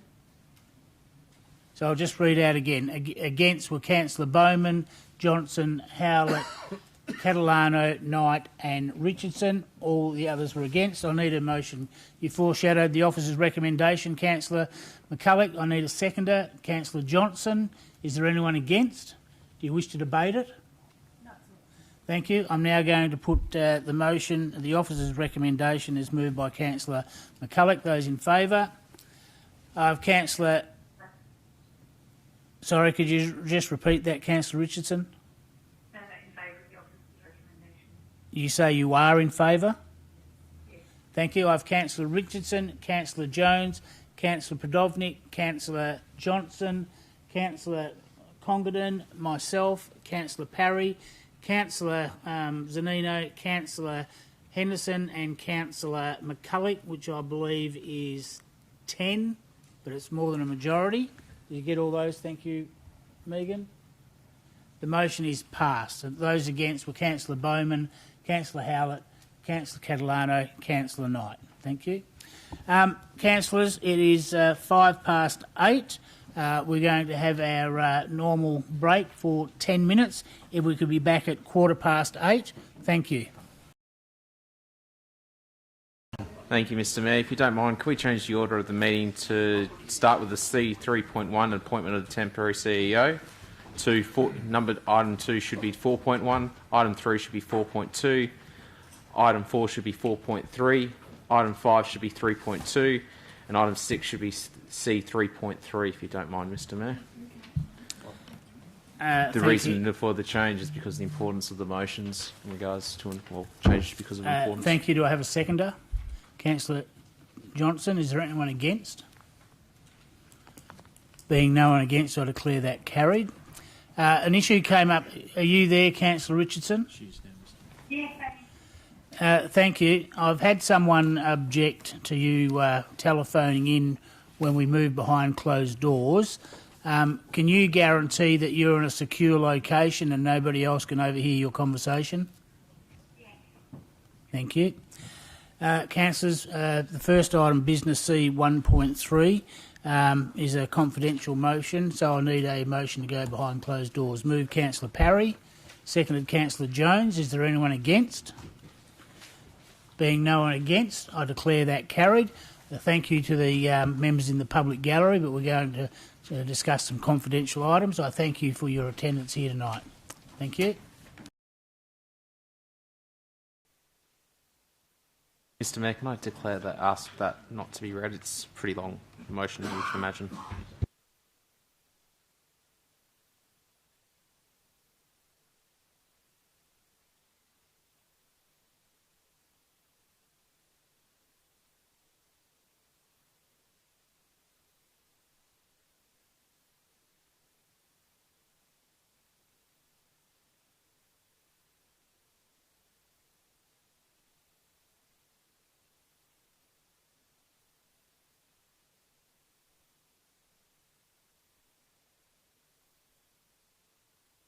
Okay, Mr Mayor, so this is on the DCP funds and addition of recommendation 4. Continuing to lobby the West Australian Planning Commission and the Minister for Planning to facilitate amendments to the wording of Regulation 73 of the Planning and Development Local Planning Scheme Regulation 2015 LPS regulations and are deemed to comply Clause 69 in Schedule 2 of the LPS regulations as previously recommended in a submission to the WAPC by the City of Swan to reflect 73.5.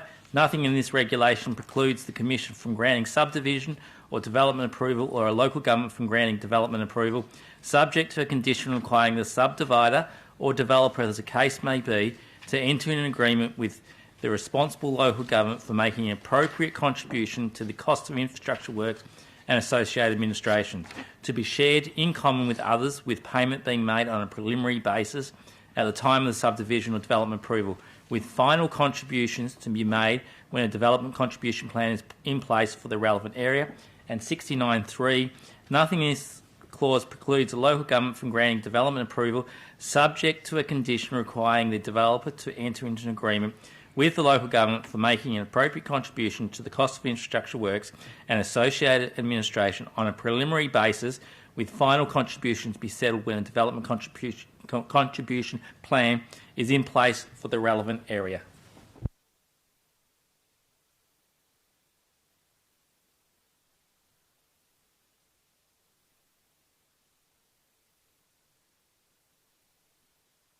I definitely did, Mr Mayor, and over a week ago. Question, Mr Mayor. Can we have the reason read out as well?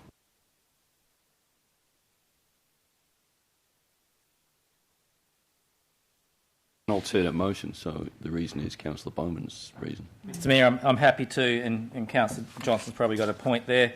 I'm just colouring it in red now. Record the reason for changing office recommendations, emphasise the need to provide financial protection to local government where a development contribution plan has not yet been approved.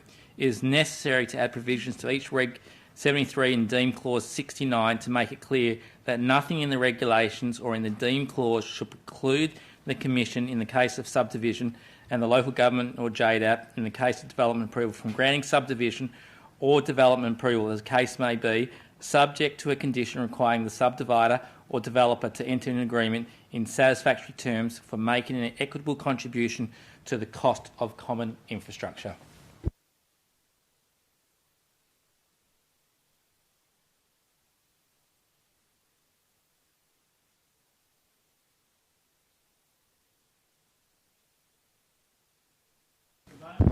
Mr Mayor, I didn't think I'd be speaking. I thought, gee, here's a good thing that the City of Swan is doing and the City of Swan staff have done. Councillors, why should the City of Swan ratepayers and other property owners within the Henley Brook precinct have to pave the way for others? Some around this table jump up and down and have been known to rally the community on expenditure items in the tens of thousands of dollars. But why are those same councillors and community members quiet on this issue? An issue that is many millions of dollars. Many millions of dollars. Why should my rates, my neighbours' rates, your rates and every other ratepayer's rates be required to fund infrastructure work for a development? Councillors, we all know the result of the Islamic school application, cost of over $5 million to the ratepayers because they did not have to contribute to DCP funds. Was there anything the City of Swan could have done? Well, the only thing that was needed to be proving this sooner. But basically there was nothing else. Is it fair and equitable? Definitely not, if you ask me. Does it meet the pub test? Not any pub that I've been to before. Councillors, staff are aware of the issue. They've been raising this issue with WAPC and others, which I applaud them for and the work they've done in this area. But now it's our turn to turn up the heat on this issue. But remember, this only really impacts growth councils, which may be the reason why there's been little to no action from WAPC. We're all aware the state government wants development. The minister seems to want to approve everything, and the City of Swan has done the right thing. We have plans and strategies for the future growth. But surely the two suggested changes can be made to the planning and development regulations. It's not that hard. Staff and myself, we've done the hard work. It's all written. We just need to show it to the minister and to the WAPC and get them to do it. A free ride by any developer needs to stop, and ratepayer funds need to be used for the ratepayers, not to subsidise a developer. You have 1 minute left. If you Councillors, think what $5 million could have been used for in your ward, in one of your suburbs or for one of your community groups. Now flush that thought away, because that's just what's happened to $5 million, and it won't be the last time while the regulations stay as they are. Thank you, Councillor Bowman. Councillor Knight is the seconder. Yes, just briefly. $5,457,570 this is going to be costing the ratepayers, and it's outrageous, surely. So, yes, please support this motion. Thank you. Speaker against, Councillor Catalano. Yes, well, I mean, actually I do agree with everything you're saying, but in fact I don't think it's enough. I actually don't think that, I think that ratepayers are actually going to be out by the time this is completely done, and, you know, that whole area is filled up with housing, and, you know, there's going to be bits and pieces taken off all over the place for, you know, whatever public purposes that don't contribute to this DCP. I think basically it's probably going to be an awful lot more than you're actually, the figure you're coming up with now. So quite honestly, I just think if it's not right, then it shouldn't go through. Thank you. Any other speakers for or against, councillors?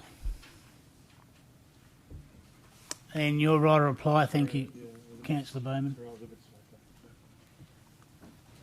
Mr Mayor, I'm a little bit confused. Not enough. This has been happening for a long time. Anyone could have requested this. I have.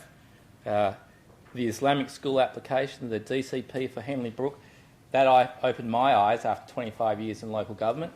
And Mr Mayor, we need to fix this.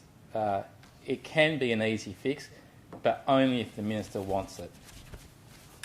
Thank you. I'm now going to put the motion. Those in favour of Councillor Jones, Councillor Bowman, Councillor Brodovnik, Councillor Johnson, Councillor Howlett, Councillor Congredon, myself, Councillor Parry, Councillor Knight, Councillor Zanino, Councillor Henderson, can you indicate your vote, please, Councillor Richardson? Also in favour. In favour, and Councillor Richardson. I have 2 against, which were Councillor Catalano and Councillor McCulloch. The motion is passed. Thank you. That takes us to the next item. It's item 4.2. It's the proposed local structure plan for Hazelmere use zone, Hazelmere Circus and other roads in Hazelmere. It's on page 296, and Councillor Podovnik, you have an alternative motion.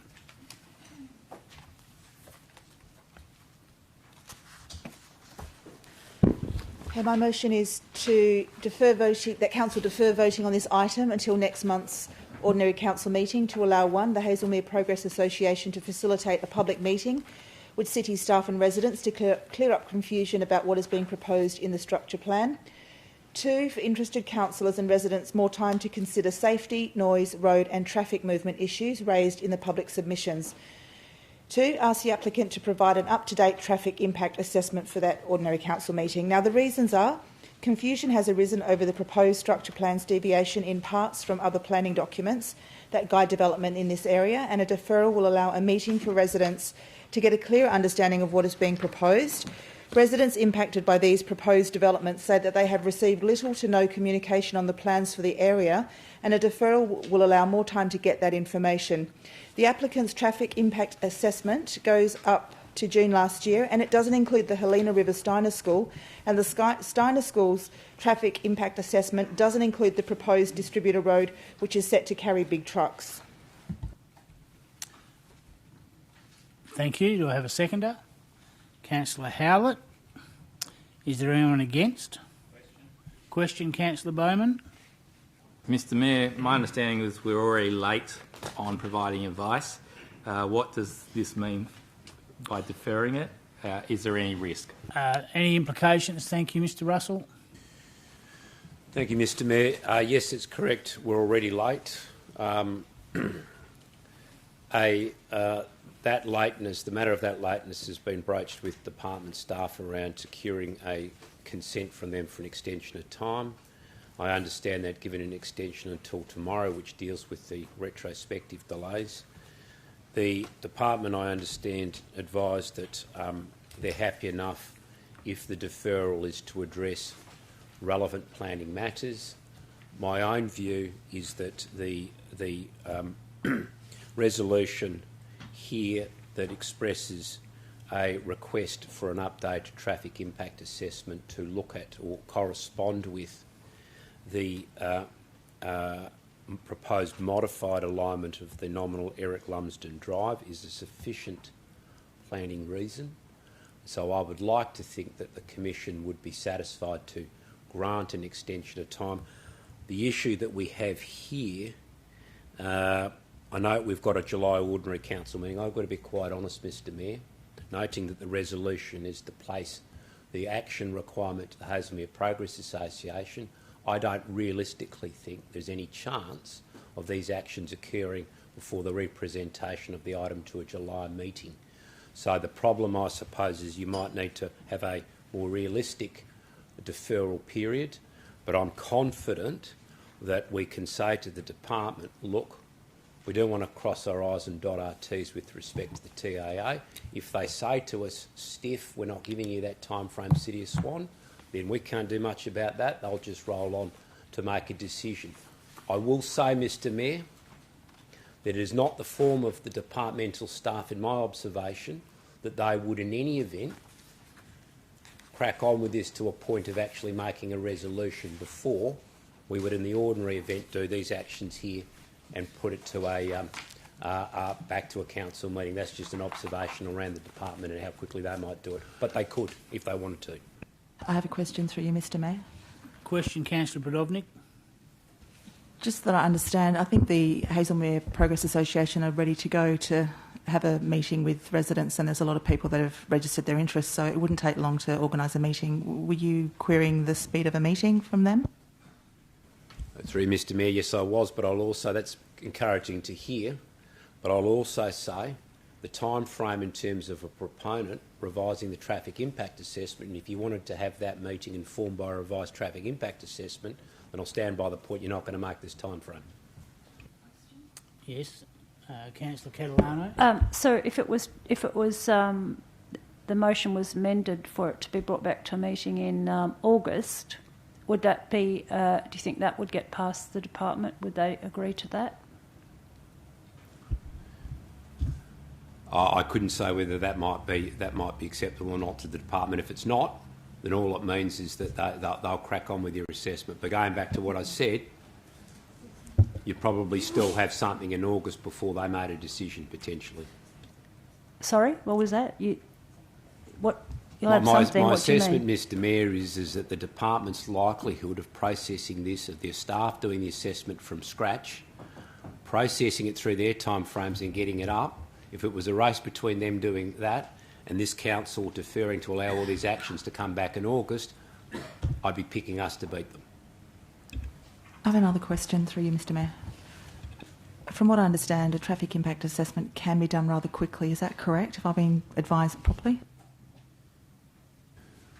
Well, it can be. It depends how much pressure a proponent will put on their consultant to do something. It could be, but again, looking at all of that, they might take a week or 2 weeks. Then, if you want that to be further advertised, and then this time frame, you'll certainly need an August meeting, Mr Mayor. There is absolutely no doubt in my mind that you will not be able to facilitate a representation of this item to the July meeting. It simply can't be done.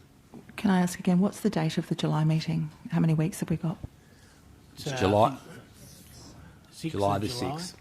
So it's 5 weeks. But Thank you, Mr CEO. Mr Mayor, the agenda would close in 2 to 3 weeks, so it's not the actual meeting date, it's the process around the officers compiling the information, getting the reports and going through the agenda forum process. So we've only got a 2 to 3 week window from tonight.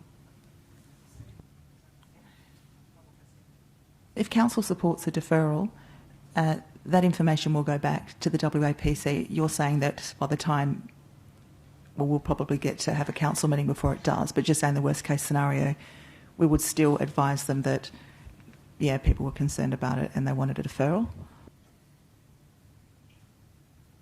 Through Mr Mayor, we would still communicate whatever resolution the council makes this evening. If it's a deferral, we'll still communicate that to the department, yes. And then we'll request that they agree to a time frame, and the worst that can happen is they say we're not going to. Thank you. Councillor Podolnik, can you just clarify who's doing the traffic impact assessment, please?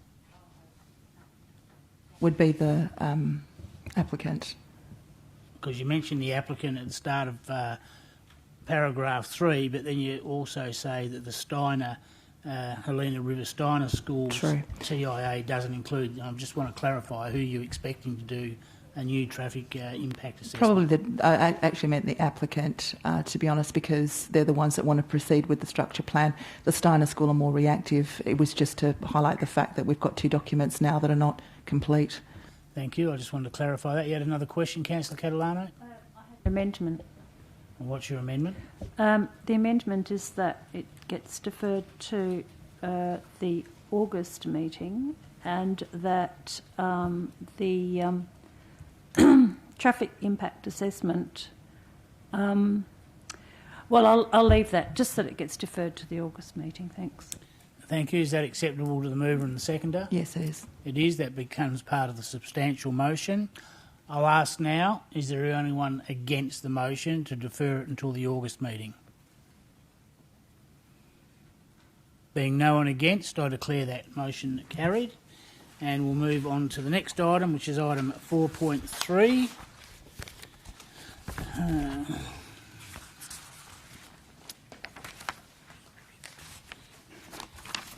It's on page 26 of your run sheet, councillors. It's a RAR report on the proposed storage facility, Great Eastern Highway, Bellevue. Councillor Howlett, if it's quite a lengthy, you can just read out the additions or the amendments to it, please.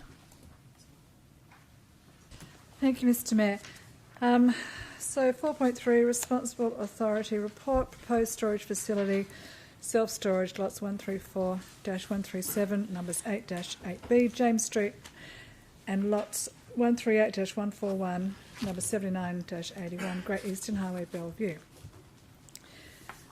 So the motion will resolve to, with the additional condition of, prior to a building permit being issued, the landowner must contribute a sum of 1% of the total development construction value towards public art in accordance with the City of Swan local planning policy. Policy LP 1.10, provision of public art either by payment to the City of Swan of a cash in lieu amount equal to the sum of the 1% contribution amount. This must be paid to the City of Swan prior to the date specified in an invoice issued by the City of Swan, or prior to the issuance of the building permit for the approved development, whichever occurs first.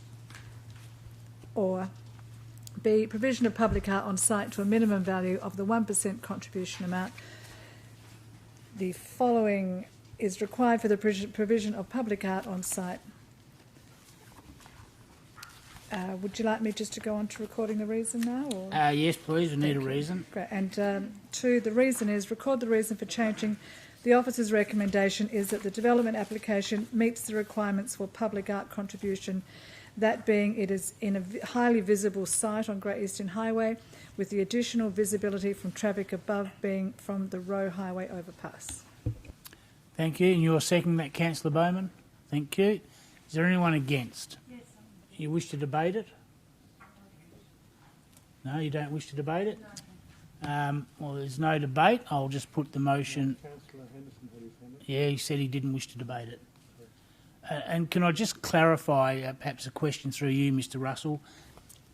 With that amendment by Councillor Howlett, have you been in contact with the proponents and they have any comments to make about it? Through Mr Mayor, yes, I did circulate to councillors the proponents or the applicant on behalf of the owners their willingness to accept public art condition, and they also validated that by providing further information that that they hadn't fully articulated in the application, that they're based on other estimates, they expected to receive more than 20 visits by patrons or customers to the storage facility, which lands the application within the threshold of the policy to warrant a contribution. So A, they're happy with it, and they've also provided information that properly justifies the application of such a condition where previously it didn't exist. Thank you. As no one wished to debate against it, I'm now going to put it to the vote. Those in favour? I have Councillor Jones, Councillor Bowman, Councillor Brodovnik, Councillor Johnson, Councillor Howlett, Councillor Congdon, myself, Councillor Parry, Councillor Knight, Councillor Zanino, Councillor McCulloch. How are you voting, Councillor Richardson? In favour. In favour, and Councillor Richardson. I believe that's 12, and I have 2 against, which is Councillor Catalano and Councillor Henderson. The motion is carried. The next item, Councillor, is item 3.2. That's on page 17 of your run sheet. And Councillor Henderson, over to you. Thank you. It's on page 140 of your agenda.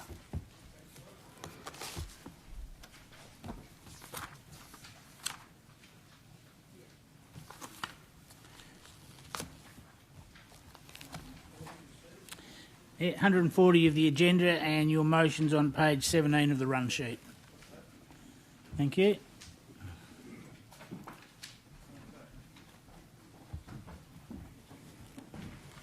So, councillors, I move that council resolve to allocate $50,000 towards Harvest Festival, and I think the rest is the same, Mr Mayor. Well, I'll go to the detail. Towards the Harvest Festival, and remove the requirement for the Swan Valley Tourism Alliance to provide matching funding. Option 3, write to the state government seeking additional support for Harvest Festival and other Swan Valley marketing activities to assist in restoring tourism in the region. Record the reason for changing the officer's recommendations. 1, the financial impact of COVID-19 on tourism visitation has been significant, making it difficult to obtain funding from the rural sector. 2, the Swan Valley relies on events such as this to effectively market the region. 3, the state is embarking on a marketing exercise to bring tourists back to Western Australia. Thank you. Do I have a seconder? Councillor Zanino. Do I have anyone against? You wish to debate it, Councillor Catalano? Yes. Thank you. If you want to start your debate, Councillor Henderson, you have 3 minutes. Thank you. Thank you, councillors. Councillors, it's always very difficult to say what value do you get out of an event. The Swan Valley is a multi-million-dollar place for tourism, and it's something that when we market it, and we market it effectively, it does grow that business, and it grows the brand. If you look at the trips that we've done to Singapore to promote activity into the Swan Valley when we had freedom of air travel, we found we got good results out of it. This, I think, is very important to say, okay, it's 25,000 more than the staff have recommended, and the key question is, well, we can't get the money out of blood out of a stone because the rural sector is struggling. That's really a key point. So, over time, hopefully with harvest getting underway, we'll find that the local sector will be able to put some funding into it, and we'll get to a point where we're starting to reduce that spend along the lines that Councillor Bowman was after, and certainly I'll be looking for that as well. So just to make a point though, we have made savings. We're spending less money on a mayor's dinner. So why shouldn't we be bringing programs back to our community events? And this is really the key. We do need to get back to that. Entwined is on a tight budget already, so I don't believe we're in a position to be able to suck any funding out of that without impacting on its success. So this is a modest 25,000 that we've made savings on elsewhere. I do believe that we should be looking at making savings all over the place, particularly in operational areas. You have 1 minute left, thank you. Thank you. To spend on community events and development. And that's the key on development. So if we can get this thing going, I think we'll have an opportunity to get more than just one event going a year entwined. We'll get 6 months separation, roughly 6 months separation between the two.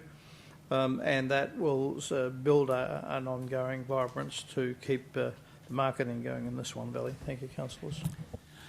Thank you, Councillor Zanino as the seconder. Thank you, Mr Mayor. Councillors, I stand to support Councillor Henderson's motion. Harvest is still a new event aimed at highlighting fresh produce, table grapes and the making of wine during the summer months, known as the Harvest or Vintage Festival. The last few years, tourism was severely hampered by COVID, so the city should give the Harvest event a chance to grow and develop for at least another year or two before assessing its future. Events create economic spin-offs and develop social cohesion in the region. And the Swan Valley plays a key role in the entire city of Swan, as it is a place of recreation for locals citywide. It's also an employer of hospitality workers, especially our young people, and is one of the city's key attractions. Such events benefit the wider community, including all wards, as people travelling to the valley means they are spending at local businesses along the way, whether they travel through the Whiteman, Altone, Pearce or Midland Guildford wards to get there. If people have a reason to visit the valley, such as the Harvest Festival, then this is a day that they are not choosing not to go elsewhere, be it Fremantle, the city or Hillary's, and building up repeat businesses for the region. This is the name of the game. Importantly, this city should not, as Councillor Henderson said, penalise or attempt to take funds away from another established event such as Entwine to deliver Harvest, as this is not appropriate and will create disharmony amongst the community, which is not delivering a quality outcome for the community. Option 3 makes the most sense to provide the ideal balance in terms of funding, support and promotion for the event, which can be reviewed again next year. Supporting events in the Swan Valley means that we are delivering tangible economic benefits to the whole of the City of Swan. I urge you to support it. Thank you. Thank you. Speaker against the motion. Thank you. The significant thing is that the Swan Valley producers themselves were going to contribute an equal amount to this event, series of events, and they haven't. And they haven't. And, you can't get blood out of a stone. Yeah, but what makes you think that ratepayers in Altone have got that money? What makes you think you can get blood out of the stone in Altone to finance Swan Valley? I mean, that if we approve this, that's basically tonight $410,000 already for the Swan Valley. That's on top of last meeting, $250,000 from Menshed. I haven't seen anything go Altone's way yet. And when I do ask for things like verges or just basic maintenance, I get told there's no money. So, I mean, it's constantly being told in this chamber that we've got to cut costs and we've got to keep costs down and 0% increase, and that's what we want. But how can we do it if we're going to keep funding these events, these particular projects in one place, the Swan Valley? And the City of Swan is bigger than the Swan Valley, and I've got to remind you of that right here tonight. You forget that somebody has to pay, and it's the people from the other wards that have to pay. It's the ratepayers from the other wards that have to pay that don't get anything out of this. The rural sector's affected. You know what? Everybody's affected, and everybody's going to continue to be affected. It doesn't matter where you live. So in that respect, the Swan Valley producers, there must be 25 of them that could cobble together $1,000 each to come up with $25,000. And if they haven't even got that measure of commitment, then maybe this event should just be put on the burner until next year, when people can actually find that $1,000 each to actually make the contribution. So that's it, community events. But, I mean, community events have to be right across the city, not just in one place, not just in the Swan Valley. I'm afraid the ratepayers would expect us to make sure that our funds are spent right across the city evenly. Thank you. Thank you. Councillor Catalano, I just want to ask a point of clarification. You mentioned a certain amount of money, and I forget the amount you mentioned, but a men's shed in the Swan Valley? Are you meaning the men's shed in Midland? Yeah, I was saying that the spending here tonight on the Swan Valley alone, if this gets passed, is $410,000. Oh, I thought you said... And then I said last meeting we spent another $250,000 on a men's shed in Midland, and I was saying what happens is that we don't get that spread. The money's not getting spread across the local government authority. You didn't say the men's shed was in Midland. You said the men's shed was in the Swan Valley, and that's why I asked a point of clarification. But that's I'm not sure if I did say that. We can all make mistakes. That's fine. Question, Councillor Bowman. Thank you. Through you, Mr Mayor. Question to staff. There's only $25,000 in the draft budget. Where would that other $25,000 come from? What project would be deleted? And then my next question is it good governance for a local government to commit funds not knowing where it's coming from, and should that be addressed in a resolution? Mr CEO. Mr Mayor, we'd have to identify the additional funds through identified projects that weren't a priority, Councillor Bowman. I mean, I wouldn't have that information in front of me at the moment, but we would have to find the funds if councillors passed that this was a resolution to allocate that full 50. Second question, Mr Mayor. Can you repeat it, Mr Bowman? Is it good governance not to identify a saving or where the funds are coming from now and commit funds unknowingly? I think, Mr Mayor, that's a statement from Councillor Bowman. Yeah, I think you answered it in the first place. If it's a council resolution, the money will be found. Speaker for the motion. Councillor Congleton. Thank you again, Mr Mayor, and perhaps some clarity. The Lilac Hill Cricket's in Guildford, not in the Swan Valley.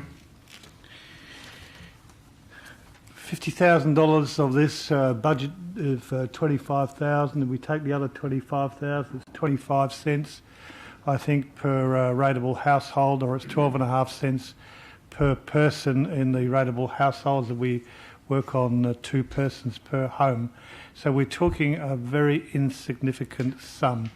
Yes, when we add them all up, you can start to drive up a few dollars. But this is a community event.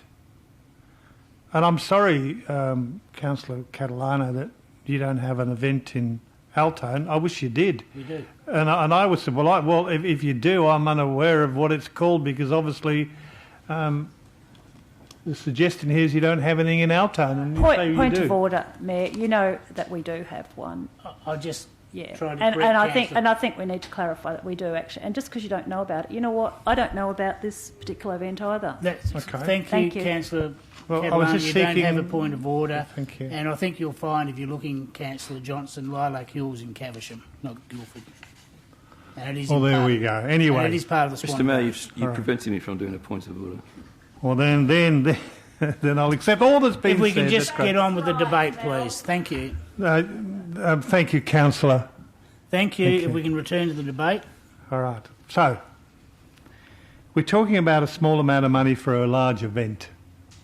And it is true that we have cut down the cost of the Mayor's dinner, and we did cut down the cost of the Avon Descent. So we have made huge, significant savings in respect of civic events with, I believe, money being put towards community events. And we said in this chamber on a number of occasions the importance of community events to engage community, to bring community together. And I think this has got that perfect opportunity to bring communities together. It'll bring mum and dads together, it'll bring the kids together to mess around, I assume, on the bouncy castles or the other bits and pieces that'll go on at a community event, let alone be able to taste and 1 minute left. Thank you. Taste the food and the wines that are in the valley, but it's a showcasing event for a large area of the metropolitan Perth and maybe some of the state. So I can't see the issue of trying to find another $25,000 over and above the budget that's been set. And let's work towards a community event and not treat this as we don't need to have these things in the city at all, full stop. Thank you. Thank you. Speaker against the motion, Councillor Howlett. Thank you, Mr Mayor. So, as I understand it, the Harvest Festival grew out of the table grape growers, well, SVTA, but basically from the table grape growers as a festival to celebrate the time of year when their produce is available roadside. So melons, local produce, grapes, and I think that's a fantastic festival, and I see total value in it. And then the Entwined in the Valley event is more about showcasing immersive dining and venue experiences. It's a bit more indulgent. It's got more of a wine-focused aspect and more to do with the Swan Valley Winemakers Association, and that in itself is also a wonderful event. So my concern is that I'd really like to see controls put in place that the Harvest Festival remains a festival focused on table grapes, melons, jams, local produce, roadside stall. I'm concerned it would just merge into a wine event, and I think we already fund a significant Entwined in the Valley immersive wine-based event. I think the wholesomeness of keeping the Harvest Festival essentially, not an alcohol-based festival, and purely on the simplicity of fresh produce, promoting the region in that regard. I see value in that, but from what I'm hearing tonight, it seems that it's become a community festival. It seems that it's become enjoy some wines. I believe the Harvest Festival's concept, and correct me if I'm wrong, was about showcasing local produce at the time of year that it's fresh. So because I don't see anything in place to ensure that it remains in that capture, which is where I think it brings its best benefit, I won't be supporting the motion. Thank you. Speaker for the motion. Any other speakers for or against the motion? Councillor McCulloch, thank you. Thank you, Mr Mayor. Speaking for the motion, councillors, I think it's really good to consider that across our City of Swan that we're providing, pardon the pun, a smorgasbord of events, where it be community or destination events. And I think as a large and a Tier 1 local government area, there's a lot of Tier 1 and others that far outspend us in community events and events targeting different aspects of their local government jurisdictions. Our event budget is relatively small compared to some of those, and I think it's probably time with our diverse areas that we look at that smorgasbord of events and make sure that we are across wine, food, community events in many and varied ways. As with any events, and I see this across many local government areas, the costs to run events internally with the costings of staff and such as well is significant. For many years in Averley Connect was run by the city. A group that I work with, Ellenbrook Community Collective, we took that on as a volunteer group and saved thousands and thousands in staff time, and that's now run as a successful community event. So it's good to see that we can then partner with groups and organisations. We have that buy-in, we have that promotion sponsored by the City of Swan, and they are great marketing tools for the City of Swan, and that is significant. I think this Harvest Festival partnering with so many local businesses, if we look at that, we're looking at business partnership, marketing and contribution there as well, and I think we're double dipping for some great outcomes across community and business as well. So, councillors, I think contributions to organisations and groups to run such events across a wide range of events that cover a huge demographic across our city and are also destination events, I think they are pretty savvy. They empower those groups and organisations. They strengthen connections and relationships and business partnerships. It's a win-win. So I think supporting this, it's viable. I think it's important. And it's something that we need to look further towards and probably look at budgets to increase that kind of input into events such as this and others. Thank you. Thank you. Speaker against the motion. I've got a question, Mr Mayor. Question, Councillor Johnson. Just reading through this sort of events in the Swan Valley are not my specialist area, but I'm sitting here and I'm thinking, if the City of Swan has a marketing department, how is the $50,000 going to be spent? Because that's not described anywhere in here or in the alternate motion by Councillor Henderson. So I'm a bit baffled. I mean, if it's going to be digital marketing, if it goes on Facebook, it used to boost posts, but I can't imagine it's going to cost $25,000. Is there any explanation, any breakdown of what the 50k would, or the 25k or whatever it is, would be spent on? Thank you. I have to defer to Ms Pickering. Thank you, and through you, Mr Mayor. That $50,000 in option 3 would be a combination of digital and traditional. So the traditional would be more print media, so a guide of the participating businesses and perhaps a map and letterbox drops, radio advertising, newspaper advertising. I can get some more detail and provide that to councillors during the week if you would like, but that's kind of it in a nutshell. I guess the other question I've got is, I understand the print side of it, what about the digital side? How do you spend $25,000 on promoting an event online? Well, I think sorry for interrupting, but there's a lot of organisation goes running an event at a public space. You might have to have traffic controls. You might need additional toilets. Councillor Catalano? I just wanted the question answered about how it was going to be spent digitally.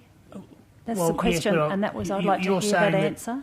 You're saying that $25,000. My understanding of your question was that $25,000 was going to spent digitally, and $25,000 was going to spend traditionally, and that's. Could we hear from the staff about that? Well, how you will, that's but I going just to be? want to clarify Councillor Johnson's question.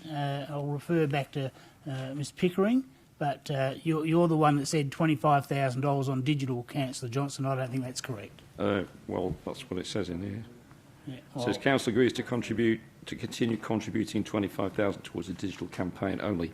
So that is option one, which is not what we're debating, but presumably that is a component of the alternate motion we're debating now. So I can't understand how you'd spend that on it. Defer to Ms Pickering and ask for a full answer. Thank you.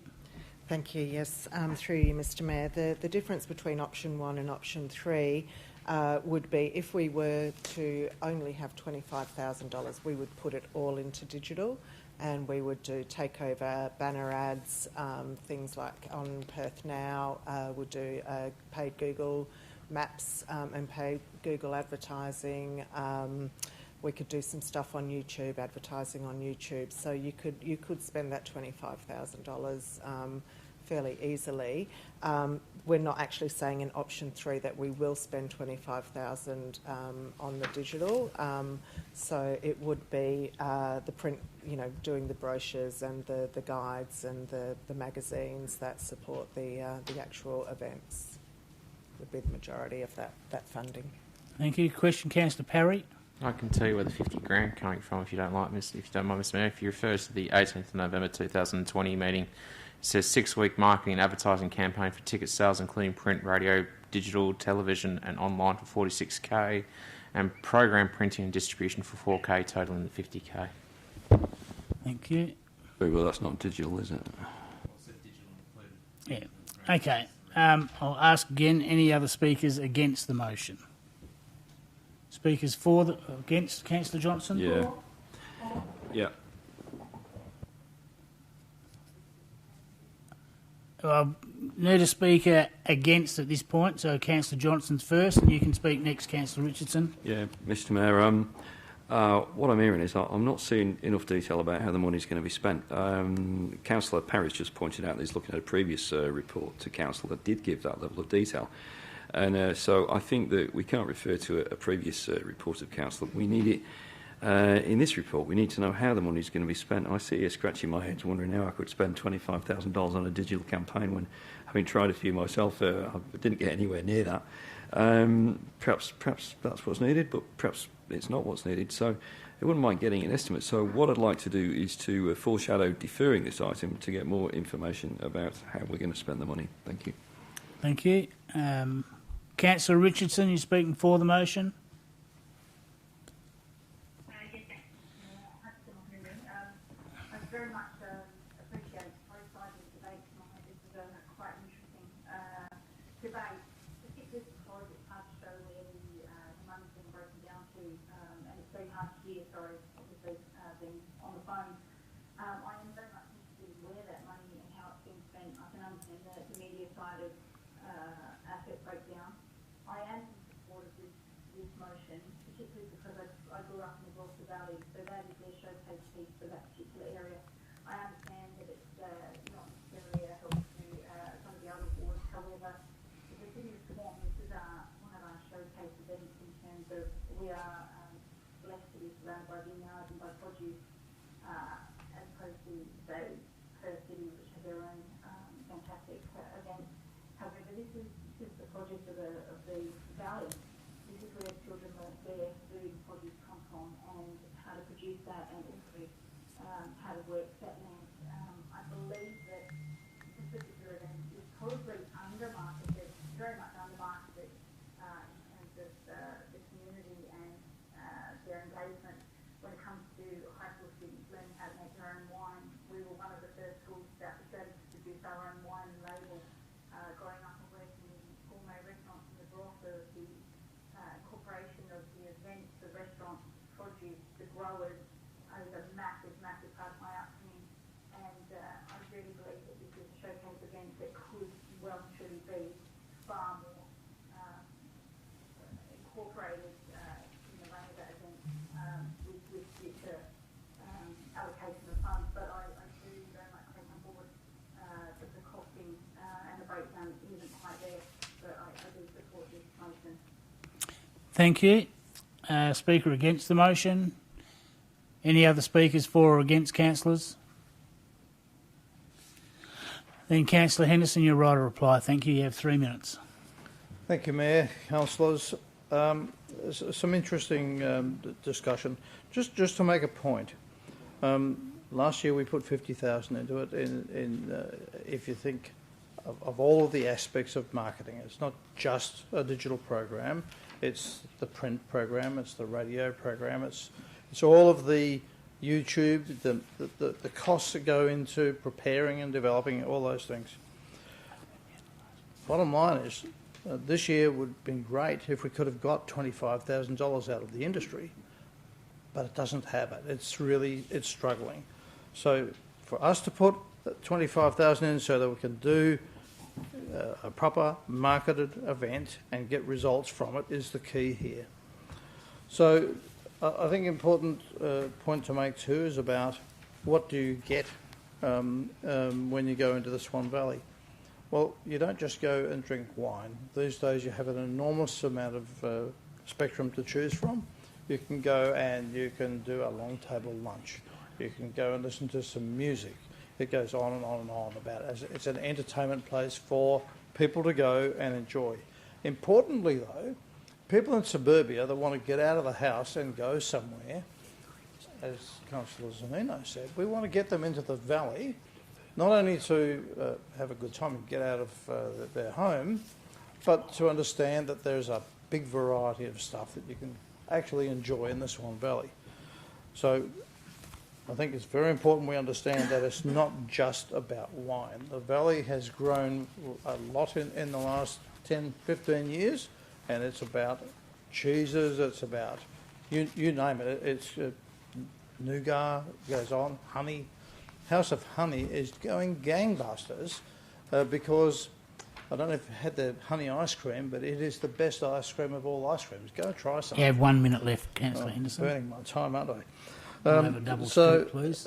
Councillors, there's an opportunity here to get this thing working well. It's tough times, and I think we should do this. Both of the councillors are strongly behind it. We do need to ensure that the jewel in the crown of the City of Swan does have an opportunity to stay alive and get back on its feet. So I urge you to support the motion. Thank you, councillors. Thank you. I'm now going to put the motion to the council. Those in favour? I have Councillor Jones, Councillor Prodovnik, Councillor Congdon, myself, Councillor Parry, Councillor Zanino, Councillor Henderson, Councillor McCulloch, and you're in favour, Councillor Richardson? Yes, thanks. That is 9. I declare the motion carried with 5 against, being Councillor Bowman, Councillor Johnson, Councillor Howlett, Councillor Catalano and Councillor Knight. The motion is carried. Councillors, we decided earlier that the next item would be a confidential item. I was just wondering, with your indulgence, if we deal with the item 4.5, which is a deferral on the Ballajura Tavern item, so we can get that. You don't mind that, Councillor Parry? Is there any objection if we deal with that item? Councillor Congdon first, thank you. Thank you, Mr Mayor. Better do that. The Council will resolve to defer the application for the proposed extension of tavern construction of 2 metre high noise walls, lot 330, 322 Alexander Drive, Ballajura, to a future meeting of Council in response to the applicant's expressed intent to modify the current application to incorporate additional elements of car parking and play equipment. And the reason, Mr Mayor, is that the applicant has an internal fence which is not on his boundary. The intent is to bring his fence more square within the lot and create additional parking on the other land he has available. Thank you. Second, Councillor Parry, is there anyone against that item being deferred? Being no one against, I declare that carried unanimously, and we need a motion now to go back behind closed doors. Moved Councillor Parry, seconded Councillor McCulloch. Is there anyone against? Being no one against, I declare that we're now moving back behind closed doors. I'll ask the minute clerk to turn the live streaming off. I'll ask Councillor Richardson again just to complete issues. The decisions to be read out, and these are a summary only. On item C 3.3, Allenbrook Arts conditional grant 2021 year. The council endorsed the performance report and did not support the restricted fund increase for the third year and provide feedback to the Allenbrook Arts. And the vote was 8-6, carried 8-6. In relation to item C 3.2, Councillor Catalano, responsibility for Stock Road, Bullsbrook. The motion to write to the Minister regarding responsibility for the construction of Stock Road, Bullsbrook. The motion was lost 10 votes to 4. Councillors, I need a resolution of our next meeting to complete this meeting. I indicated I'd prefer next Tuesday, the 7th of June. You're moving that way, Councillor Parry. You're seconded, Councillor Zanino. Is there anyone against? That'll be 6 p.m. next Tuesday, the 7th of June. Hopefully we'll see most of you here. Enjoy your trip, Councillor Howlett, and I declare this meeting closed at 4 minutes past 10, and thank you all for your attendance. Thank you, everyone. Thank you, staff.